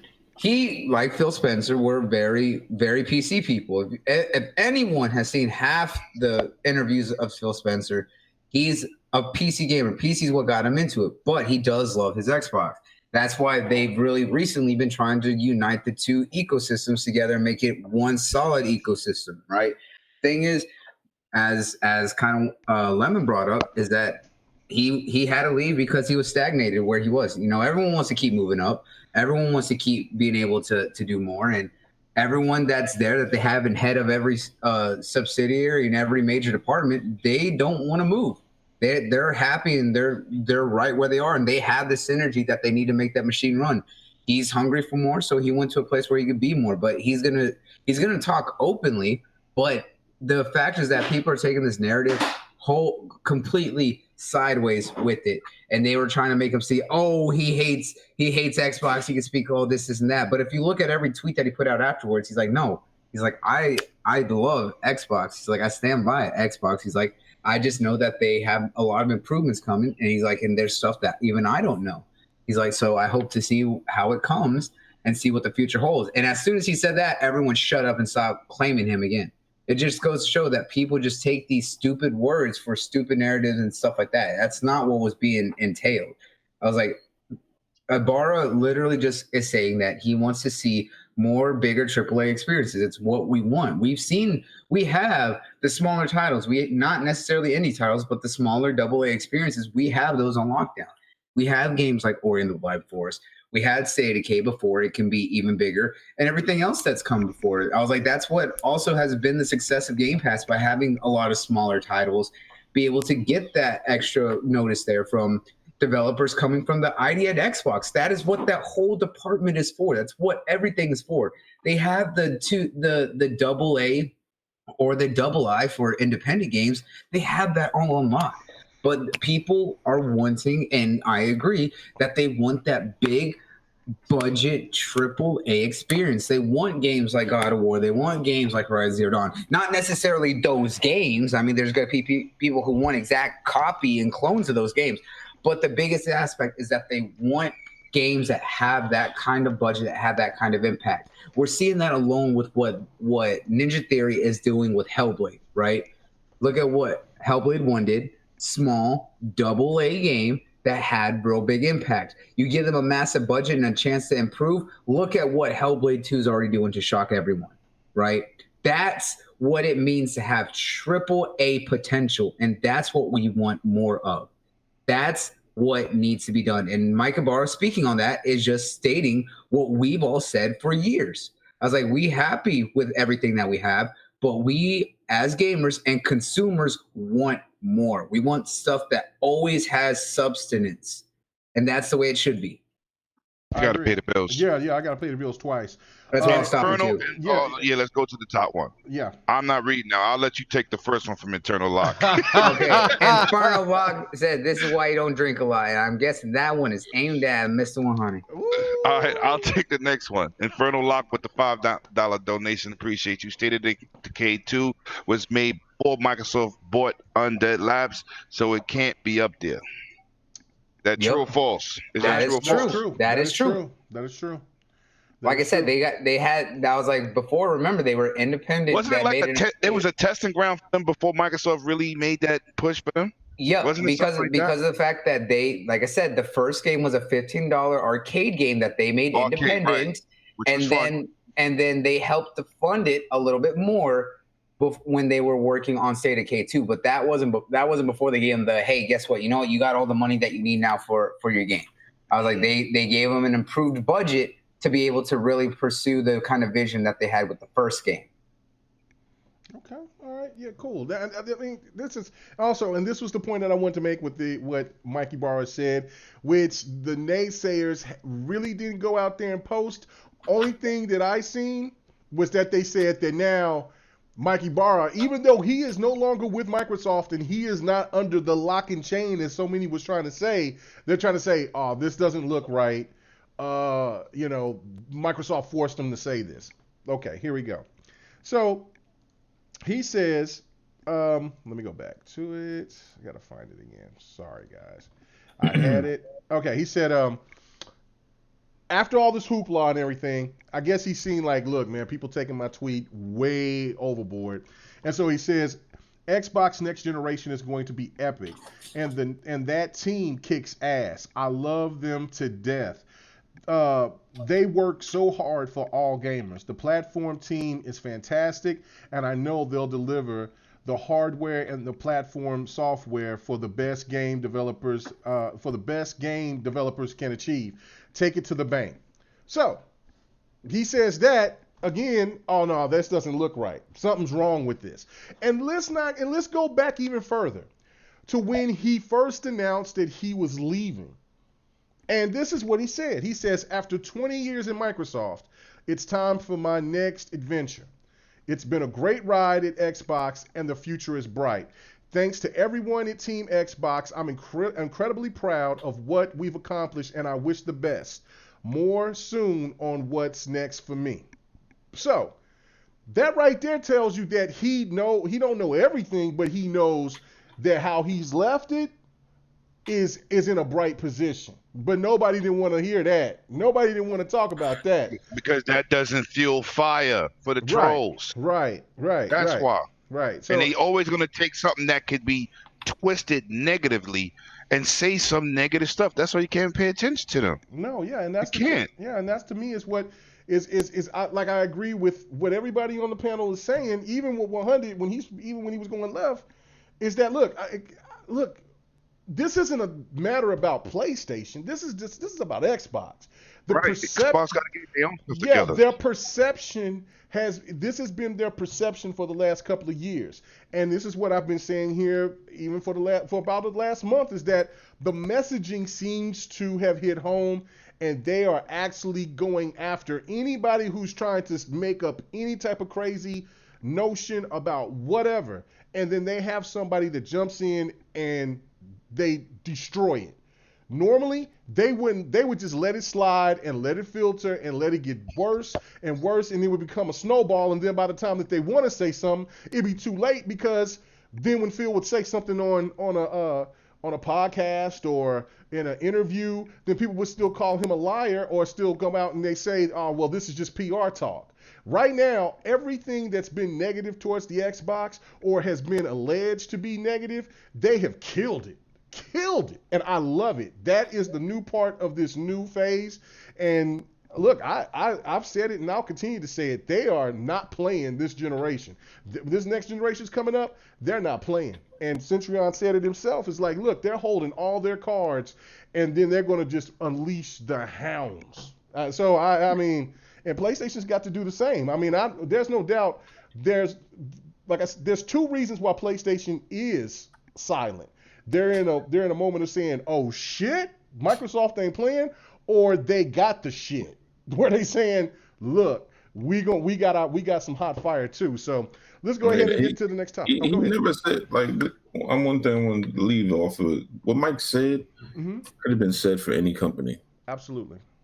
I mean, it doesn't matter if it's Nintendo, Sony, Stadia. You know, if you don't have content, like big AAA content, you're gonna struggle. I mean, that's just what it is. That's why Stadia is floundering, right? They don't have any. I mean, they have multi-class, but everybody has those together. Like, you gotta have the content. So my thing is, like, he didn't say anything. Like, bro, it'd be like him saying, like, bro, in order to win the game, you got to be able to get a touchdown. Duh. Like he ain't saying nothing. Yeah. Nothing crazy.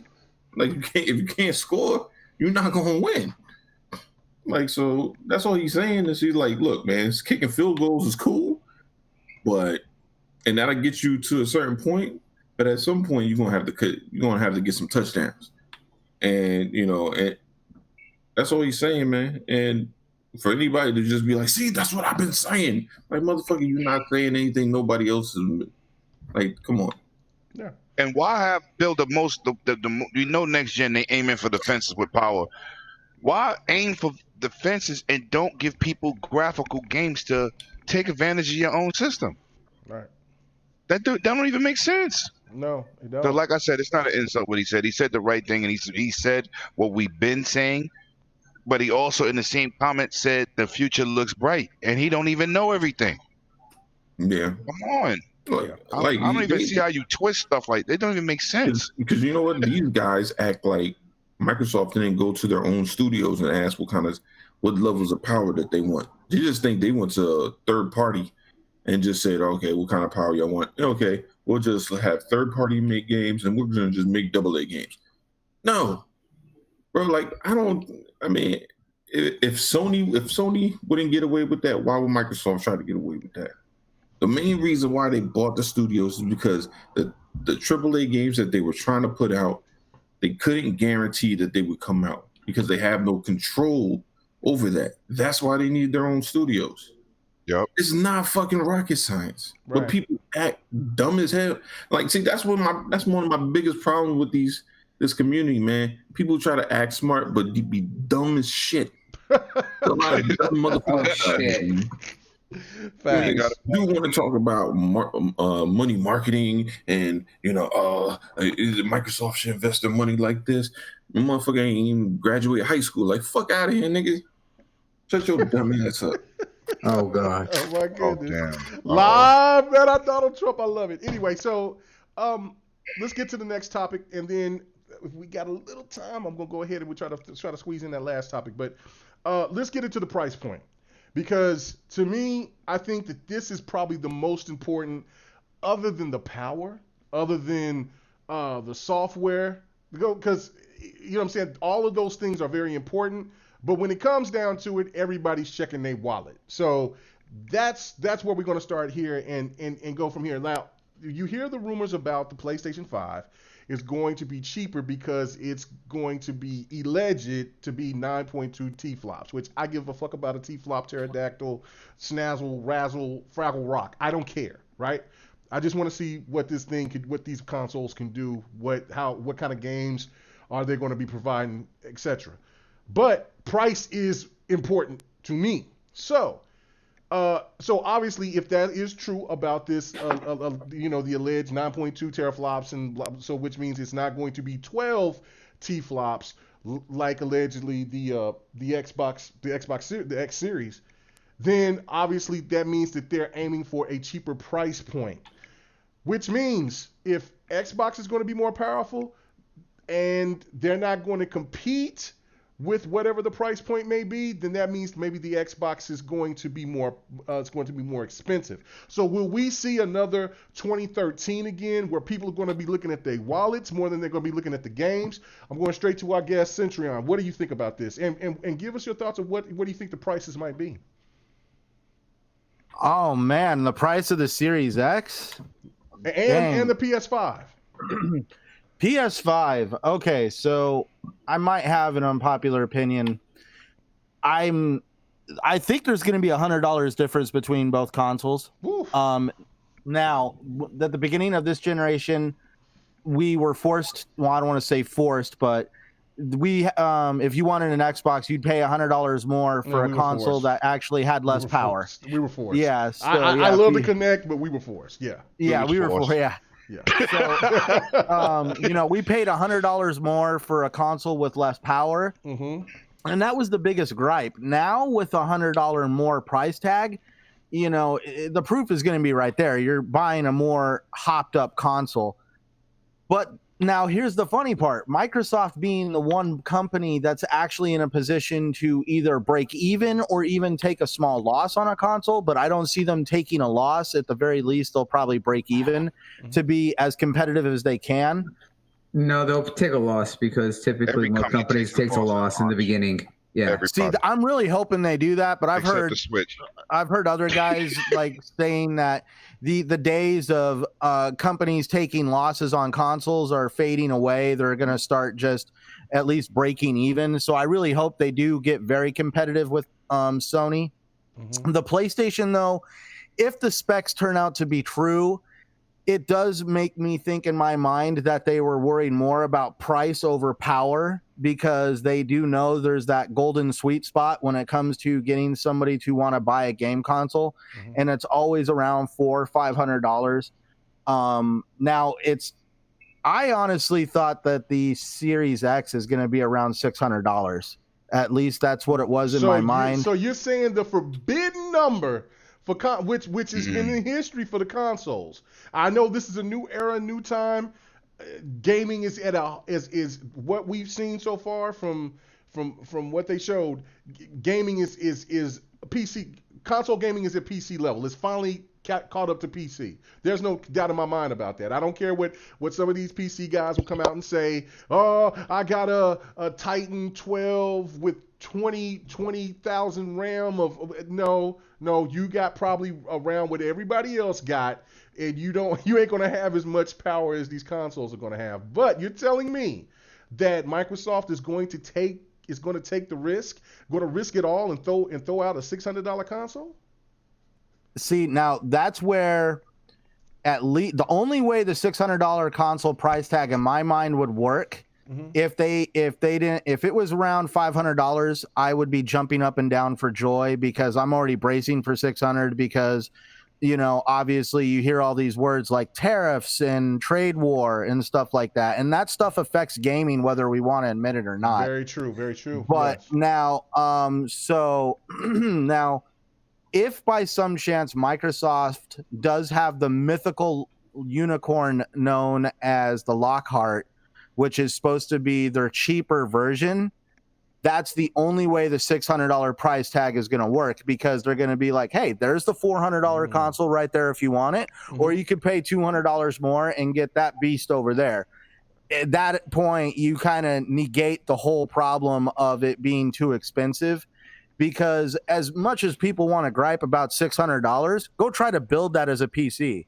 I'm talking right now on a computer that cost me $1,000, and it has about as much power as an Xbox One X. That's exactly right. Yeah, I cost $1,300, and I got the same amount of power as the Xbox One X, but I don't even have a damn a 4K monitor yet. Yeah, I don't even got a 4K monitor, and I don't need one because I use my computer to create YouTube content. I don't really game on it. Yeah. And I just go over to my 4K 60-some inch television and game right there, because I don't want to play on a 20-something inch screen.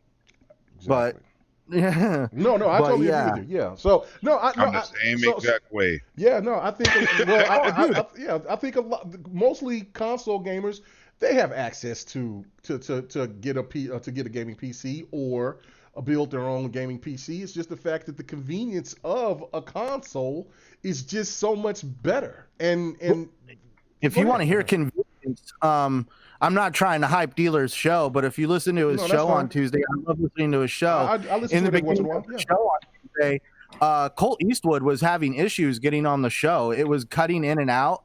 And literally, when he finally got on the show and everything was stable, he actually told everybody he had to uninstall Discord, reinstall it, and do all this stuff and jump through all these hoops just to get on a podcast. And he even said, this is why I enjoy console gaming, because it is so straightforward. You don't have to deal with stuff like that. That's right. And you don't.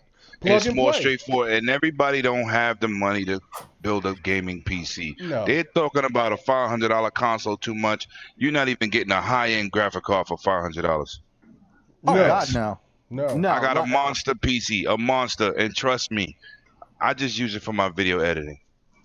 PC gaming does not work shit out the box. And if anybody in here know, every time a game comes out, you got to get some special update from NVIDIA just so it could play that game. Exactly. Anybody ever noticed that? Oh, yeah. No, I noticed it now since I switched from my AMD card to NVIDIA. And also, my damn Ryzen chip 7 3200X costs more than the damn PlayStation Pro or the X right now. That's on sale. So that's to me is like, I mean, that's just one. PC gaming is not where consoles at. No, Not and then the to put, average and to put consumer. to put it as a big example, look at Red Dead Redemption 2. The best place to play that game for the cheap is on the Xbox One X. Yep. If you want to play that game at its fullest potential, you need to have like a PC rig that's like about, what was it, $2,000-$3,000 to actually build the computer to run that game at 4K 60. Yep. Yeah. Pretty much what I got. Yeah. Yeah, and I don't have a $2,000 PC. I'm playing on X. That's crazy. Yeah. No, you're right. Yeah. So no, I totally agree. So you do believe that I mean, I guess it's been kind of confirmed about the Lockhart. So yeah. So you think? So what do you think that the price of the Lockhart will be? Do you think it will match the PlayStation 5 or it will undercut the PlayStation 5?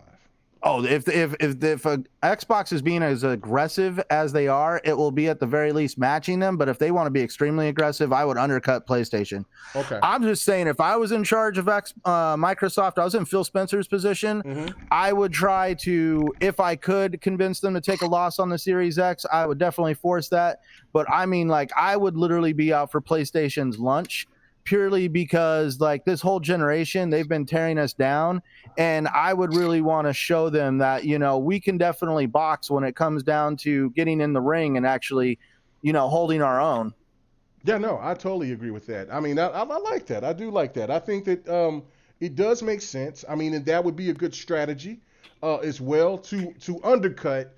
You know what I'm saying? If you want to bring the price around the same, yeah. But if you have, and because I mean, I heard rumors is that the Lockhart will be 7 T-flops, which is more, of course, than the X, but it's below the PlayStation 5, and being $100 cheaper would be I think would get a lot of people be like, damn, I mean, I'm still going to be having 1440p 4K gaming on certain things. We'll have certain games that'll be 60, but most games will be 4K 30. So I don't see a big problem with that at all. And then also you got the behemoth right there. You got the premium, and then you got the which I still think that would be a premium for a lot of people, because a lot of people bought the PlayStation S. And I mean, the PlayStation S, the Slim, and they bought the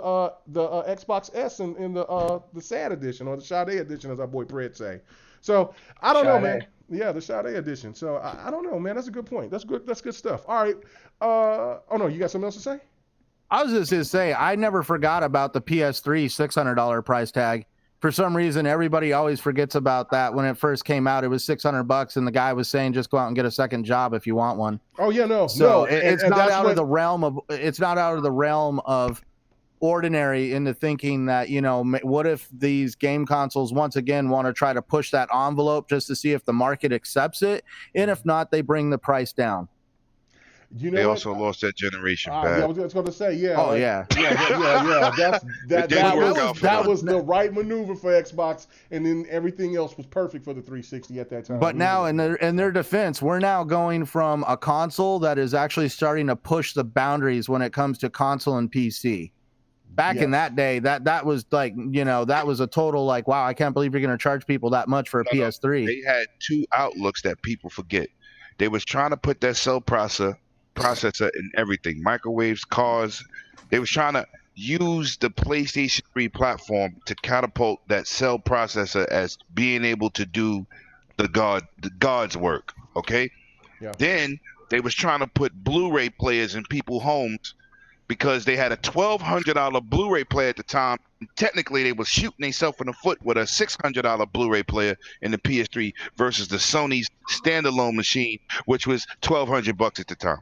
That's why I bought my PS3, was for the Blu-ray player. Right, and also, if you remember, that you're right, Lemon, because they were over here showing commercials or advertisements. Well, I should say no commercials. It was they had interviews where they were saying that Japanese military was using that processor on certain type of tech. There was a bunch of hoopla. Yeah, they were saying everything. I remember that. I was like, oh shit. And dudes told me, I said one thing: you can't beat Intel at what the best thing they do. Stay out of that. You are movies, consoles, music, computers. Do not go over into competing with processors with Intel. You're not gonna win. And look what happened. Have you seen what they've done with some of the old PlayStation 3s? It's starting to get phased out, but when PlayStation 3, when the generation ended and we all went on to PlayStation 4, we had all these PlayStation 3s. And the funny part is colleges found out that you can use these things as server farms. And I've seen photos of literally mobile trailers that had all these racks put inside them, and here's hundreds of PS3s hooked up and running, and it's a server farm on the outside of the IT department at your local college university. Wow, I did not know that. I know that I got my ass hacked in 2010. So my PlayStation 4 was hacked about 6 months ago. Oh my God! So yeah, I had to call and get my account back.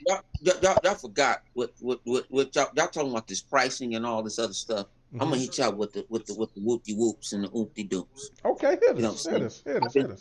I've been saying this for the last 13 months. Microsoft is talking. If you hear the Series X, Microsoft, man, the great Phil Spencer came on the podcast. And he, not on our podcast, but on, which I can't think of it right now.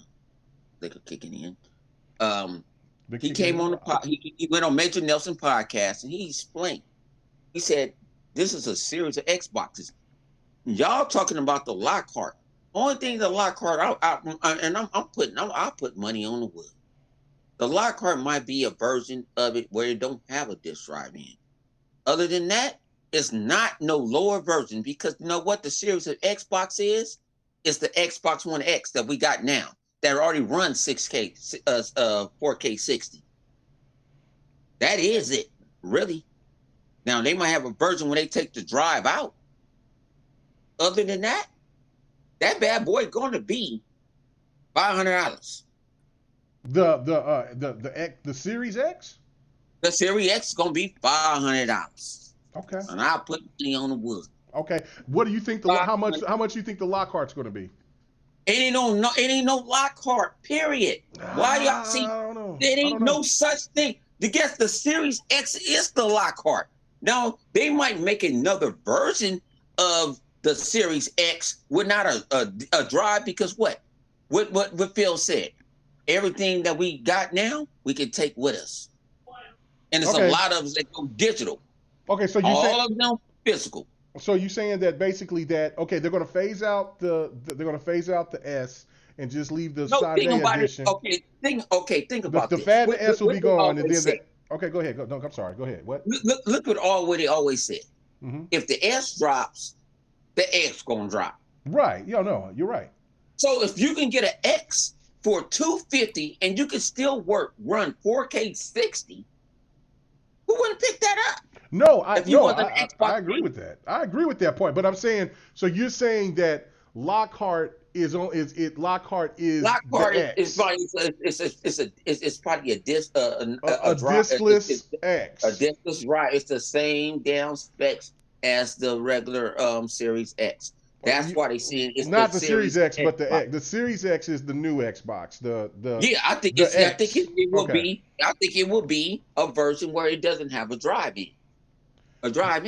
That can make sense. I mean, because that definitely will be dropped down in price. I mean, they're not. Why would you sell a console that you already doing 4K 60 on? Well, it's mostly 4K. Why would you just 30, sit there and just embarrass and just let it go?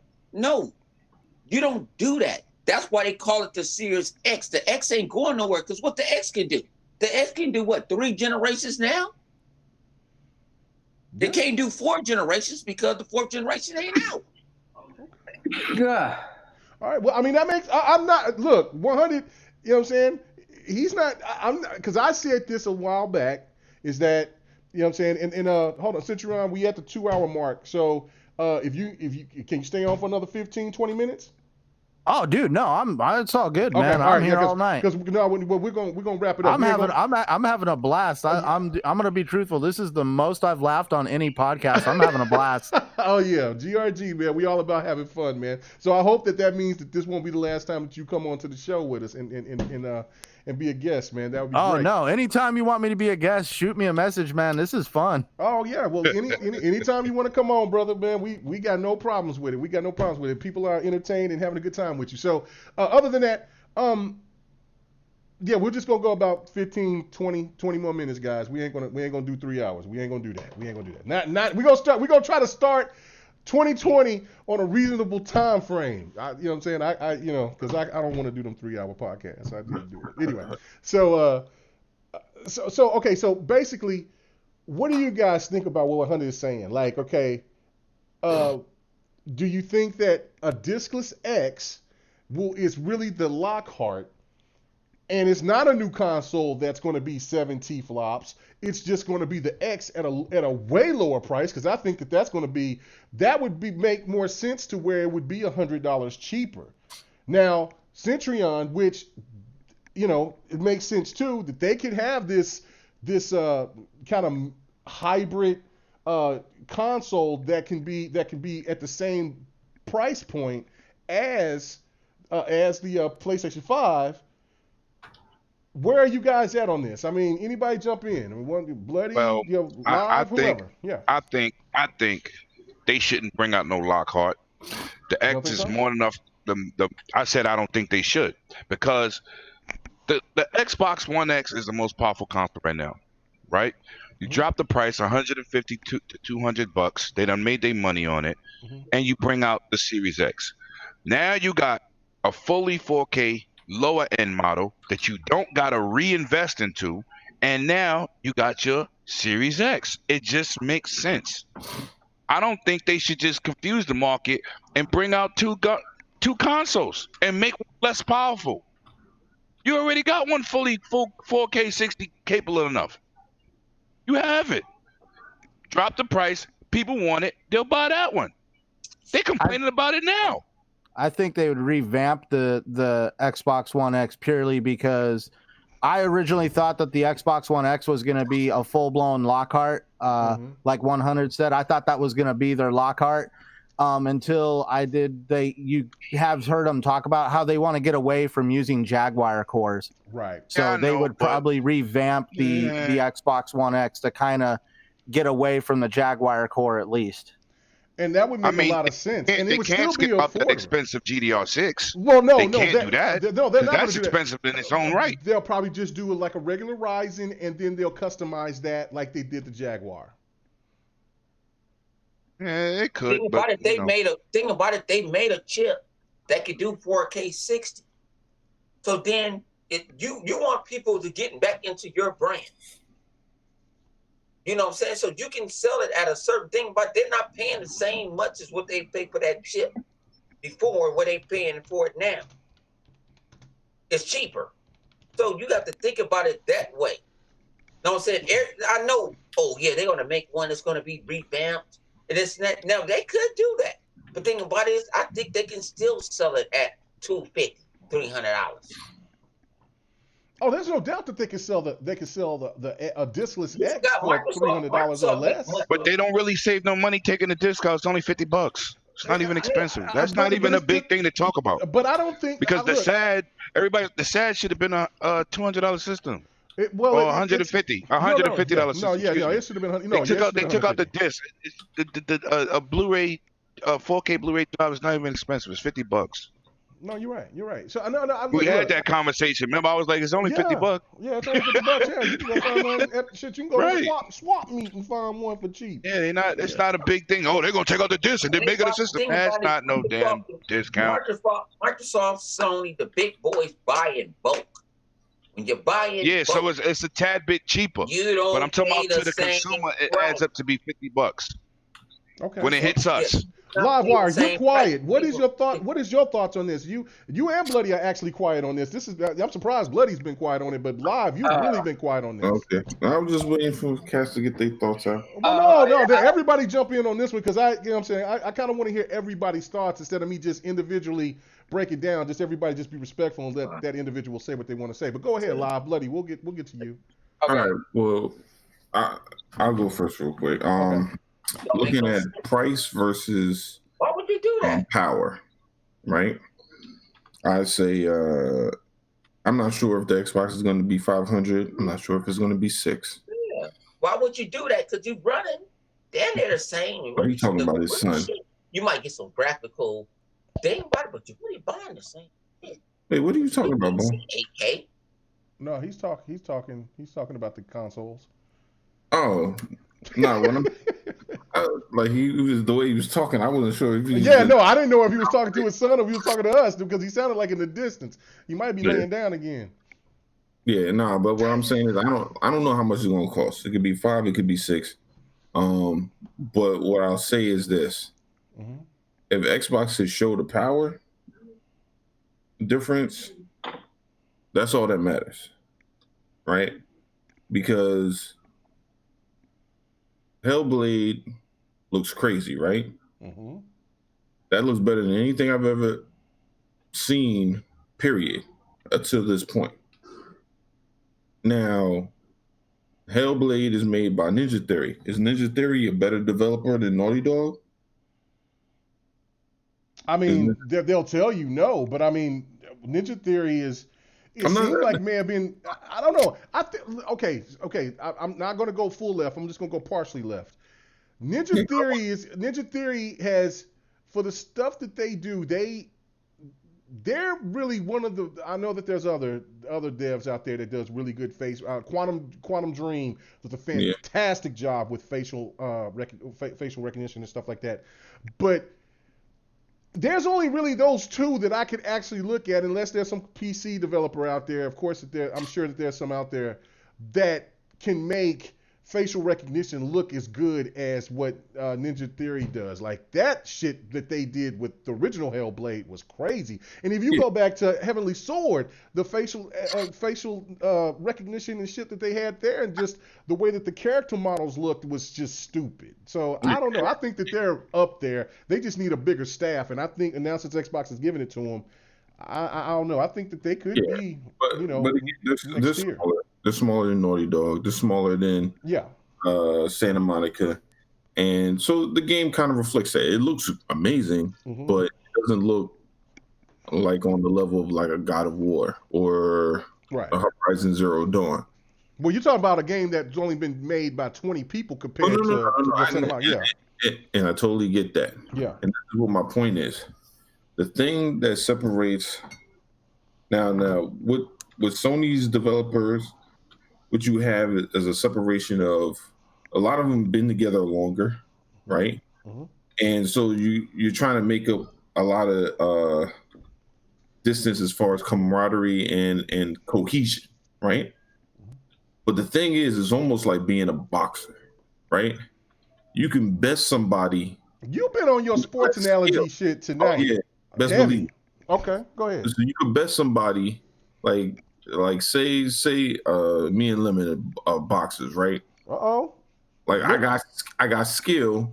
You taller than Lemon, so you got not only reach but height. I'm saying, like, say I have more skill than Lemon, right? I could dance around and do all the pop shots and all that stuff, but one thing Lemon got is power.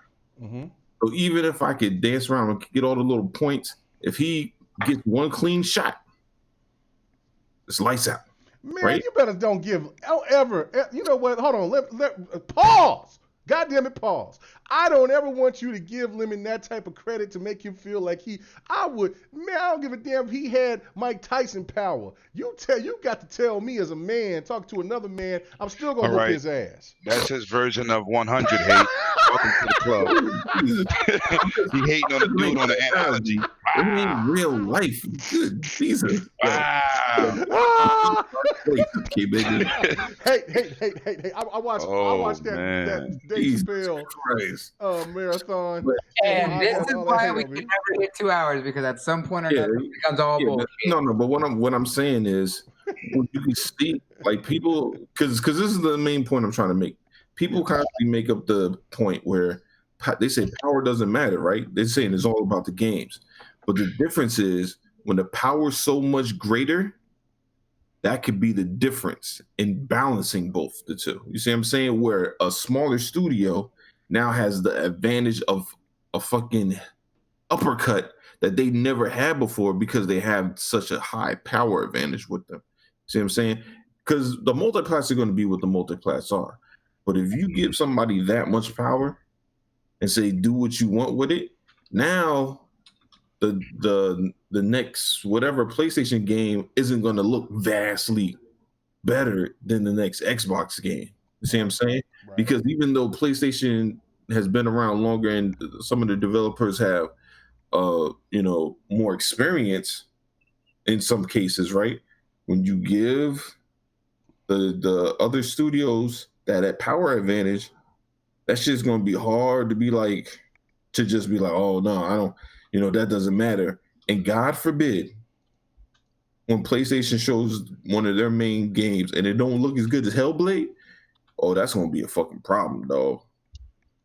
Because if that shit don't look just as good as Hellblade, and I don't know how it's gonna look better, and maybe it could, but if it don't look just as good, motherfuckers you're gonna be hearing fucking crying like you ain't never heard before.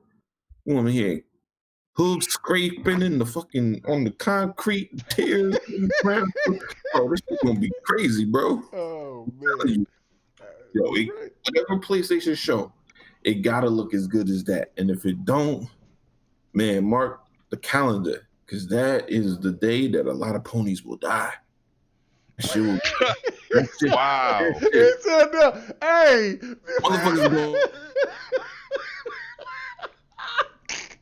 That fool said die. Oh no. Finito Kitons. Okay. Okay, are you finished? Are you trees? Shit gonna be crazy, yo. All right, Bloody, go ahead, brother. Okay. Internet suicide.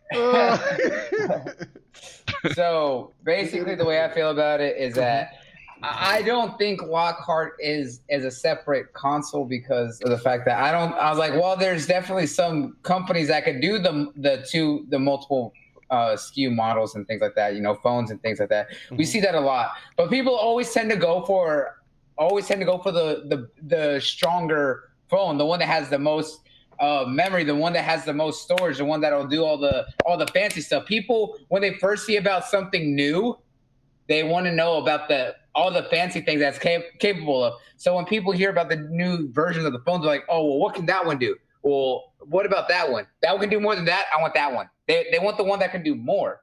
I was like, but later on, when all the sales are going around, that's when they become a little bit more price conscious because, everyone wants to take advantage of a deal. But when something brand new is coming out, they typically go for the one that's better. And Lockhart, I don't think is what people is thinking as another console, because there's still a few of us, and there's a lot of potential that what we know as Lockhart was actually what they were trying to establish with xCloud. Because after the Lockhart kind of died out and everything that started coming out with that's when there was a lot more full-on talk about xCloud. And that came right around we saw with everything that they showed off at E3 this year, and then everything that they've done since the soft launch or the beta test of xCloud. I think Lockhart was their cheaper alternative because of the fact that, hey, they're saying, hey, guess what? All you need is Xbox Live and Game Pass, and guess what? Your phone can do all the streaming and be able to play those games on your phone. It's a cheaper alternative because people are walking around with a $1,000 mini computer in their phones, right? It's in their pocket.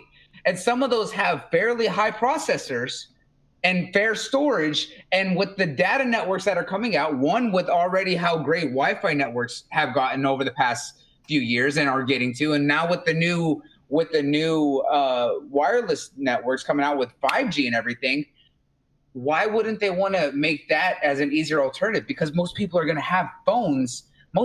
Some people will upgrade every year, but most people have their phone for 2 years, sometimes 3 years. And if you get a phone in 2018, 2019, those phones will last you well into 2020 or 2021. All you need is a fairly decent processor. And guess what? All those are streamed anyways. You have a good network. That's all you need. I was like, and now that's why they made Game Pass Ultimate. Say, guess what? You get Game Pass and your Xbox Live for one price. You don't have to worry about buying multiple subscriptions. You get the one, and you have your phone, and you're all set to go. xCloud is also going to how they're going to bring the older consoles into the new generation because they'll be pretty much xCloud streaming devices, and you'll still be able to play first-party studio games. Exactly. So Lockhart, I feel, was always going to be the code name for what they started using xCloud until they made it public. Now these rumors of Lockhart coming back, I think it's just going to be them solidifying everything with xCloud because there's only some people who are mentioning the rumors of the 2 SKU coming back. I don't think it's true. Okay. I don't think it is. So my biggest thing is the fact of you heard Phil Dominus Maximus Spencer, Philosaurus Rex himself say they are not going to lose out on power or price. I was like, we know that every major company loses out on money during the hardware sales in the beginning of the generation when they're first making it, right? So the fact is they're gonna take a hit. But the thing is, right now, as anyone here can vouch for, especially the tech man himself, Prometheus, will be able to say, is that tech now is at the point of it's powerful, but it's also cost efficient because you can get stuff fairly good price. It's not as if it was before, like you saw literally about a year to 2 years ago. Terabyte hard drives were expensive, and now you can get them relatively easy. The ones that are more expensive are the SSDs, but even those every year tend to come down in price. They are still working on things, but we have ideas, but we don't know the solidified things. I doubt they're going to go 600. Before, when they did 600, as Centurion mentioned, we were forced a weaker console because of the Kinect. We paid for a weaker console and we paid for a peripheral that was not made advantage of. They did not take advantage of that peripheral at all. I was like, it had its moments where it was useful, but they didn't. Hold up, Bloody. I agree with you. In Battlefield, you didn't do no leaning with your Connect with your body and then leaning. No, because remember, I was like, I wasn't playing Battlefield like that. Man, I definitely didn't have I turned it right off. Let me say this right here. You know what I'm saying? Y'all said the Connect, y'all said 360. You know I'm going to do it. I don't give a fuck. The 360, the 360 was utilized, but they did not utilize it during the Photo 1. But you know that I'm going to say this because I always have to say it when somebody always bring up something about the Connect. I sit there and was showing my old lady and about lips. And, here we go with the lips again every time. You know what happens? She showed her friends and she showed her family and all them people like, what was this? When did this come out? So I'm gonna have to get me a 360 to get lips back. Bring me lips. We need it. Oh my goodness. Bring me lips. I got all the songs. I bought all the Don't say songs. we. Listen, calm down. Calm down there. And I'm streaming it. We streaming, son. I'll be singing. Ooh. Listen, I don't need a game to stream and sing. I just do that anyways. I was like, just let me put on some music and I'm off. Oh man. Anyway. I was like, this man and his lips. Anyways, I was like, and listen here. I was like I said. They did not utilize the Kinect with the Xbox One, and we cannot say that. I was like, people say that the Kinect was a failed peripheral. I was like, they look at it because of the fact that hang on, it was a failure with the Xbox One, but still the numbers that it did between the 360 and the Xbox One, it is nowhere near a fail because you're talking over 20 million units alone for that, and that was discontinued because of the fact that they weren't seeing any continued use out of it. And people want to say that, I'm just put it out there, people are trying to say that the PSVR is super successful and want to talk shit about the Kinect. No, get out of here with that. I think it's more. I think it's around 10 million. But let me. No. It's around 20 million. It was around 20 million by the end of it. Sold about 10 million. Yeah, the first Connect sold about 30-40 million. What are you talking about? The first Connect sold about 12 to 13 million, and the second one. I'm googling it right now. It was about 23 million by the time it was discontinued. Google gonna call Alexa and be like, "Don't be telling these stories online." But look, either way, I was like, they have the perfect price point of being able to put out a powerful product that will absolutely have a difference between what the Series X can do and what the PS5 is going to be able to do. We know that this one will actually be. It was at 24 million in February of 2013. It sold at close to 30 million. What are you talking about, son? Okay, so I was remembering. all them lip singers out there. What are you talking about, son? Calm down there, sir. Like I said, I said 23 million, right? All right, so that was the end of the 360. Okay. Either way, 30 million by the end of its life cycle into the Xbox One, it was considered it was discontinued and considered a failure, right? And people want to say that barely 4 million PSVRs over 5 years is. I think is they a success. sold around 10 million PSVRs. No, they didn't. No, they didn't. They're like around 4 or 5%. Yeah. Yeah. No. I was about to say, if that's a success, then the Connect. No, but it is a success. Let's not down.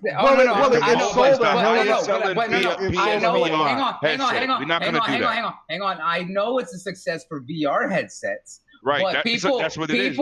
But people will say that is highly successful, but will downplay the Connect, and I'm just saying no. Calm down there. That's what I'm trying to get out. Anyways, the thing is, we were sold something that was more expensive that did not properly capitalize on everything that it had. Now with the new direction of everything, they're not going to repeat that mistake. I think that they would come in at 500. I was like, that's a strong 500. I think that's definitely more than likely where its price point is going to be, without a doubt. I was like, and that would be a fair price point. 500 is a fair price point because most consoles, when they launch, were always around $500. I was like, why wouldn't they stay consistent? I was like, you also got to think about that. They're keeping price points relatively contained, and that's without even going into the fact of inflation at the time and stuff like that. So $500 now was not the same as $500 almost 10 years ago and stuff like that. You know what I'm saying? So I think that them keeping $500 is a fair price point. If they were to get aggressive, then I think that they would go on par or try to match what the PlayStation 5 would be. Some people want to say 400. I think if they were wanting to be absolutely aggressive, they might do that. But I don't think that they would. But I'm not saying that they wouldn't absolutely not try to be comparative. If they were to go lower, I would say that they might even do as low as 450. But the thing is, the two SKUs, I don't think they're going to do. But they have something that will absolutely be worthy of the price point that they're putting it at this time. I don't care what it costs. My graphic card cost me $825. Oh no, I know. I don't care what it costs. It's gonna be cheaper than my graphic card. Right. Well, the whole reason why I came out and said 600 in my mind is because I remember when the Sade came out. And everybody's like 199, and Xbox came out was like 250. I'm like, oh my god, they're out of their damn mind. Yeah, they out of their. I don't think that they're going to be out of their mind. I mentioned this when they did the Sade, is that they were utilizing it because people were all over, and I agree that putting the 250 was not the best idea. But I did mention, and this is where I showed off my knowledge of economics, is that's the estimated MSRP. That is the market suggested retail price. Now, who's going left? Nobody cares about your damn economic skills. Hey, that's because I can actually talk about it, unlike a lot of other stupid motherfuckers out there. All right. Okay. Well, hurry up, because I got to make my point. The language between you and Livewire. I want to be quick with it so we can get out of here. So hurry up. When they put it out there, that was what was suggested as the retail price, but they put it at that price so that way they can always take advantage of the sales because they wanted it to always be cheaper than the S. I was like, they were making it so, hey, look, this is what it suggested as the base cost of the console. But ever since the Sade came out, was it not almost consistently always on sale? Yes, it was. When they were doing all the Black Friday bundles, was that not under $180? Yes, it was. It was going down to as low as $130. They were putting it at that point. Top selling Xbox on Black Friday. Exactly. They actually undercut PlayStation on Black Friday. Yes, they did. Yes, they did. And they took advantage of that. Yeah, it was Nintendo, Xbox, and PlayStation was third, but you didn't hear nothing about Black Friday this year. I mean, last year. Of course not. Okay. Why all right. No. So let me make this point, and then we got one last topic, and we can be really quick with it. I just want to touch on it because I don't want to hold it. I've been holding on to it for 2 weeks. My whole point on this is the messaging. Even if Microsoft has two different SKUs, if they have a Lockhart and they have the Series X, you got to have the proper messaging behind it. You can definitely attract both kinds of casual and hardcore gamer by just is what I believe Bloody and other people have alluded to is about the games that would be available. You know what I'm saying? So just think, for instance, when we all went in 2013 and we went and we got our Xbox or PlayStation 4, we put in the money for what you know what I'm saying? We put in the money for the console, and then we could only afford 1 or 2 or 3 games. I mean, some ballers out there could buy all the games that was available. I was not one of them. I only could get 3 games on top of my my Xbox. So I got Killer Instinct, I got NBA 2K14, and then I got what was the other game? What was the other game? I can't think what the other game was. Damn, that just shows you I didn't give a damn about it. So other than that, got those 3 games with that console, blah blah blah. Right? All right, $500. There was PlayStation dudes that was in there like, damn, bro, you really gonna sit here and pay $500 for that? Like, there was people that I knew in the GameStop, and they were saying, damn, you gonna pay $500 that when you can get a PlayStation 4 for $500, and you could buy $100 worth of games. You know what I'm saying? And get that PlayStation 4. That was the economics in this in what why PlayStation killed it and then just took off because of that $100 price tag. So what you got to do, if they're going to be $100 more than what the PlayStation 5 is going to be, let's just say hypothetically there is no Lockhart, then this is what your messaging has got to be. Okay. You're going to have, it is going to be $100 more. I know this is kind of the story of 2013, but this is what you get. You get the most powerful console ever known to man that rivals even the high-end PCs. On top of the fact that you got backwards compatibility and you got the one and only Game Pass, which has, at this point, about 200, almost 300 games now? So you walk out of the store with paying just one price, and you'll have all of these games available, enhanced, right at your fingertips, right when you boot up and launch this damn console. That is got to be the messaging if it's going to be $100 more. Now, do you guys agree with that, or do you think that that's crazy? I agree, and I'd also kind of throw some shine on it because we all remember back in the day with PlayStation, this is how you share your games, and the guy handed him a game. If I was Phil Spencer and Aaron Greenberg, I'd do a commercial and where Phil Spencer looks at Aaron Greenberg and is like, this is what real power looks like, and then just drop the mic and walk away and show the Series X. Yeah. Just one of those things, just to kind of just shoot that shot right back at PlayStation like they did at the beginning of this generation. No. Even better, right? Even better, right? And they want to, they definitely, doubling down on that no power greater than X, everything that they've been doing, right? Since they launched the One X, why don't they just say this is what real power looks like and open a door and just have our favorite boy just singing a song right there, going to town on it, right? Why not? Okay, you going left. All right. Anyway, so wait, you had the Series X right there with him. Why not? Whatever he was drinking. Yeah, stop that. No, nobody jump me. Here go the fanboy. Stop it. Okay. All I'm saying is this: is that you from the difference between 2013 to now 2020 is that. What is PlayStation going to do? PlayStation will be $100 cheaper, but Xbox will have all of their games available on Game Pass, and you damn sure know that they're going to give you at least 3 months of Game Pass, and that means you don't have to buy not now one of those games because those games will be available to you on Game Pass. So you'll have all of these new hot ass games with all these hot graphics on top of the fact that you got the most powerful console.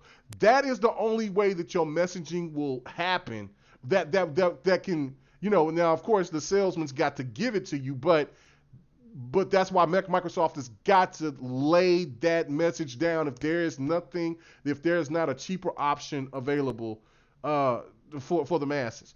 Game Pass with all these powerful graphical looking games right there at your fingertips, all you got to do is just pay an extra $100 and we got you. That I think will it ain't gonna get everybody, but it'll damn sure get a whole bunch of other people because you saying if I gotta buy this PlayStation, I still gotta buy this game, that game, this game, that game, and we don't. And I mean, yeah, they could probably get PlayStation Now to do enhanced shit, but until PlayStation turns PlayStation Now into like Game Pass to where you can download your games and it shows really hot off of the hardware. Jack, Game Pass is gonna do wonders. So that was my whole point on that. Of one thing that PlayStation has been entirely silent about, and that's backwards compatibility. Yes. Everything heard is rumored. We all know from Phil Spencer and everybody else that Xbox Series X is going to be backwards compatible. They even pulled the back compat team from creating new back compat titles, and now they're working solely on getting the games that are already available in the library working on the next generation of consoles. Yes. You see, but you said something that's key, Centurion. They pulled the whole team. Sony ain't got no team just for backwards compatibility. Microsoft do though. Now, well, hold on. Now there is that team's working on how to fix the PlayStation ID problem where it just deletes all your games if you change your name. Oh shit. Okay, disrespectful. Now there is a rumor. We'll talk about this next week, but there is a rumor. It came out from Hip Hop Gamer, our boy that we hung out with, we talked to and shit a couple of times. That, and he is confirming this. He's saying this is absolute real. His sources has told him this. It is a fact that they will do backwards compatibility on PlayStation with enhanced PlayStation 1 to PlayStation 4 games.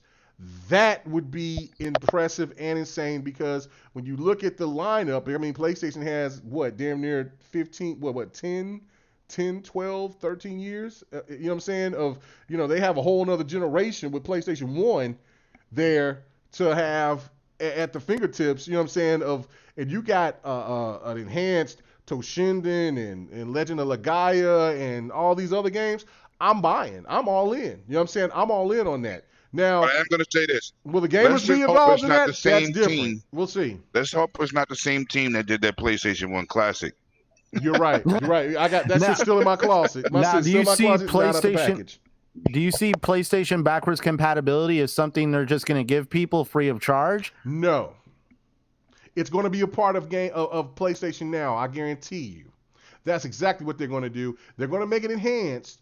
You know what I'm saying? But there's going to be a price. You're going to, and if they do sell those games individually, those games are going to be sky high because they're going to be enhanced. So you're talking about maybe paying $15 to $20 for probably a PlayStation 1 game. And look, there are certain PlayStation 1 games that I'll still pay $15, $20 for, but for the majority of people out there, they're not going to do it. So that's the thing. What is PlayStation going to do if this alleged rumor was true from Hip Hop Gamer? Because that would be fantastic. Because I've always said, look, if PlayStation just opened up their library and just had all of their games available, like that shit should sell like wildfire. But lo and behold, you know what I'm saying, the PlayStation fanboy, or not the fanboy, but the stands, they said nobody cares about backwards compatibility. And then also our boy Mooch says nostalgia's a hell of a drug. Nobody cares about that shit. So we'll see. We'll see. So that'll be something we'll talk about next week. I wanted to get into the studios, but you know what I'm saying? Yeah, it's too late. We'll talk about Xbox acquiring the studios from Tokyo, a studio from Tokyo and from Poland next week. Because I wanted to get to it, but our boy Bloody went way too long. Anyway, so. Oh, you're gonna blame it on me? Yeah, man, you went 15 minutes. No, I didn't. I'm looking at the clock right now. It says live. It was when you started. It was 2 hours and 12 minutes. You're fine. We out. And then you just went long. It's not like every other mother wasn't talking for super long. It's always my fault. Always blame. Oh man, God. I'll admit I ramble on. You are baby long-winded. Don't do that. Yeah, you baby bot. You baby bot. If this was bot, and he had this time to talk, I'm gonna go get Mama Mel. I'm gonna have her cut your ass. See that I'm looking at the time right here, and I was like, okay. And then when you stopped, you know what? Prove it. Prove it, 100. You always say you time. Okay, as usual, some things never change, ladies and gentlemen. We are back. The end of the show is here. So let's go straight to my main man, Centurion, man. Thank you for coming on, brother. We appreciate it. Hopefully, like you said, if you anytime that you want to come on, let me know. You're always welcome here, man. That's great. So, where can they find you again? And man, Happy New Year to you. What's going on, man? Do you sign? Yes, Happy New Year to all you gentlemen. Thank you for letting me be part of this. It was a blast. I actually enjoyed this. It was great to have some good debate, and oh man, I haven't laughed this hard in a podcast in a while. It was fun, man. I appreciate you inviting me. Hey, no problem, man. No problem. But for all those interested, I'm Centurion1307. I can be found on Xbox Live, Twitter, and YouTube under Centurion1307. I do podcasts with Salty on TSGP on Thursdays. I do the Shop podcast with PTK Blam on Saturdays, and I'm part of the TXR podcast on Sundays. Too many podcasts to remember. And I've also been known to write articles here and there for By Gamers, For Gamers Hub, and also lordsofgaming.net. Nice. Lordsofgaming.net. What does the games consist of there? That's the Iron Lords. That's the Iron Lords podcast website. That's their website. Okay. Damn, yeah, lordsofgaming.net. That's their website. And Cognito gave me the honor of putting a couple articles on there because on TXR we get a lot of good interviews. Like we just had a interview the other day from the community manager over at Fexter Life, who was also the old community manager over at Warhorse Studios with Kingdom Come Deliverance. We also got to sit down with the lead director over there at Moon Studios. They're doing the new Ori game. I listened to that. And so we've done a whole bunch of interviews, and I just do articles on them and put them on Lords of Gaming. That's awesome. See, I you know what? I didn't know that. I'm slipping. Man, my bad, Iron Lords. But yeah, you know what I'm saying? I listen to podcasts, but most of the time I don't comment. I just listen and just chill. You know what I'm saying? And then just go ahead and then be done with it. But I love listening to podcasts. That's how I feel my day at work. Yeah, I'll sit there and be playing a game and listen to a podcast and just letting the time fly. But yes, so check out my man. You know what I'm saying? Go follow him. Check out his work, man. Thank you again for coming on, man. It was a treat. It was definitely a treat, and I'm glad you enjoyed hanging out with us, man, and seeing how wild we can get. Anyway, so man, let's get on to it. 100. Where can they find you at, bro? Are you awake? I'm awake. Why I can't be awake? I don't know, man. You sound like you was falling asleep a couple of times, bro. I ain't falling down asleep. I'm over here eating bottle seeds. I'm getting my ice beauty on. You know what I'm saying? Watching my Lakers kick this shit out of New Orleans. That's what I'm doing. He was sleeping. He was dreaming about that puppeteer. Oh, know what you talking about? You know what I'm saying? But you know, everybody can catch me on the interweb. I ain't too hard to be found. You know what I'm saying? You just type in 100, I'll pop up straight up on the interweb. It's that easy. Okay, is it one? Is it a 1 and a 0 or is it spell out 100? Okay, all right. You can just put in 100 and it's gonna put it. You put in, you go. Man, I'm not too hard to be found. I had to kill a pony the other day, but I didn't want to do it. That was disrespectful. That was disrespectful and unprofessional. I ain't professional. Say what type of pony it was. We gonna leave that alone. I'm just a motherfucker. Anyway, well, I've been on a roll this week. Oh man, tripping. You've been on something this week. $5,000 whiskey. Oh, hey, you know what? Leave my whiskey alone. I'm about to get back. What's your fellow? Hey, sucker. Anybody want to come kick it with me, man? I'm gonna be on. I'm gonna go play some Call of Duty. You gonna play some Call of Duty so you get your head beat? I can stream it. We can stream. Oh. What you want? Here we go. What we want? What we doing? I'm finna go play Domination. I ain't said I was good. Scary ass. Anyway, I'm trying to get my blood level up. Man, shut your ass up and man, tell us a fellow of the week so we can get on, man. Get out of here. Fellow of the week is be the first one to be talking about we won't go no 2 hours, and you don't want to talk for 15 damn minutes. Get your ass. Come on, get out of here. Get out of here. Get. That's y'all. And I was like, I'm gonna go back and watch this like game, man. Y'all can go kill yourself. Hey, my Thunder's winning. That's all I know. Livewire, where can they find you at, man? If you got a fella of the week, let us know.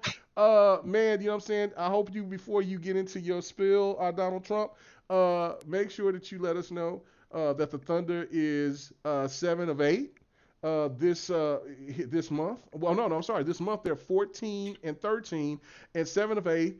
And they're in the 7th, almost in 6th place for the playoff push. Go ahead and give us props. You know, that's disrespectful. Hey, man, they playing well. Chris Paul got them young boys playing. I can't, he doing this thing. But, yeah. So, anyway, check me out on my channel, Livewire Gaming, where I'll put up some stuff here and there. I haven't done anything for the new year quite yet. Trying to get First Baptist Church of Xbox up and running. We got our senior pastor, Mr. 100, who be drinking all the wine. We got our, other associate pastor, Flip Money, who's in charge of the choir, and then we got myself, the third assistant pastor, but I'm in charge of the offering. So there you go. We're gonna get it popping, man. We gotta preach this Xbox gospel to all these heathens out here, because they just ratchet, man. They just ratchet. Heathens, and they got a lot of hate in their heart. You shouldn't look, man. It's all about video games. It should be nothing but love, man. It's all good. I don't care if you a PlayStation Muslim or whatever, but listen, you gotta have love everybody. Love all around. You gotta pay the bills. Let me pay the bills. 6 Layer, he said, y'all gonna kill yourselves. Y'all can go kill yourselves. Quote of the night, yes. Are you eating, K-Mega? I know you're not. No. Oh, I'm lying. I'm lying. I got. You caught me with some Cheez-It grooves in my mouth. I was like, oh shit, man. Oh no. This Negro right here. Shut up! I ain't crunching like you bastards and smacking and hearing plates clacking. We supposed to be professional. Anyway, hey, I ain't doing no shit like that. Number one, don't nobody do that except for Tuckmaster. You're right. Tuckmaster be licking his swallowing, spitting, slobbing. Oh man! And I mean, he be loud as hell. He be smacking like he just got a mouthful of just saliva. But he doesn't have teeth. What is doing? Let's get the hell out of here, Bloody. Where can they find you at, man? Oh my God! This is why we stay on so late. Why do we gotta have? Why do we gotta have 20-minute sign-offs? Come on. Cause y'all go left when y'all do the sign-offs every week. Fuck a phone of the week.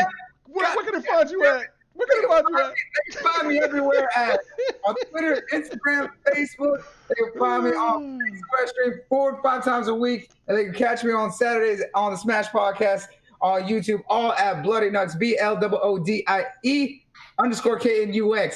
They can find me streaming tomorrow and all sorts of shit. He said bloody nuts. Oh, okay. Lemon, where can they find you at? I'm going for tonight. You can go jump off a bridge, goddammit. Yeah, hold on. Maybe I got wax in my ear, but that's what it sounded like you said. Where can they find you at? Oh man, you can find me at 108 Dragons TV on everything, man. We got some things dropping next week. It's gonna be very important. Y'all pay attention to the channel. He says Nuts was dropping next week. Oh damn! Oh man! Shout out to our guests for coming through. I listened to you on Sunday with Megatron and South and them. You definitely a good guest, man. Appreciate you coming through. That boy lying. He ain't heard you one time. He didn't know who you was. Anyway, go ahead. I did know who he was. Shut up. No, I've seen it. I think you've been in the chat on GXR. Yeah, I've seen 108 Dragons. Okay, Mega, stop. Now, my fail of the week, and then shout out to my man 100. Listen. Oh my God. Lord. My fail of the week is not calling my man Mr. 100 while he was asleep on his cell phone to wake his ass up. Yo, man. My boy. 100 a couple? My boy. Oh shit. You know what? I'm not feeding into it. I ain't been messy all night, and I'm not gonna get started. He said I'm calling my mans. I'm like, well, hey, look. That's hey, a New York GRG, slang. That's a GRG, New York slang. Let me GRG be don't New care, York, man. We don't have we don't care, man. You know what I'm saying? It doesn't matter. Your lifestyle, your lifestyle. We gotta love everybody. And you know, I'm gonna pay the bills, and he ain't even put no money up. My man Megatron said, "Bloody nuts." What did I miss? Megatron even being messy. You know what? That's why Megatron want to get on here.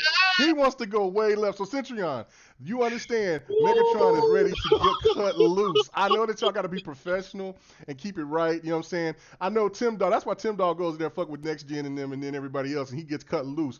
So you can cut loose anytime you want to, man. GRG is all about having fun, man. We all gamers. We love it, but this shit here is a train wreck now at the end. All right, guys. Thank you. Every week you say we not doing 3 hours, and then we end up doing 3 hours. I know. We're 2 hours and 46 minutes. But it's an entertaining 3 hours. People still focus. No. It's when you start losing people. Yeah. You don't lose people. We don't lose people.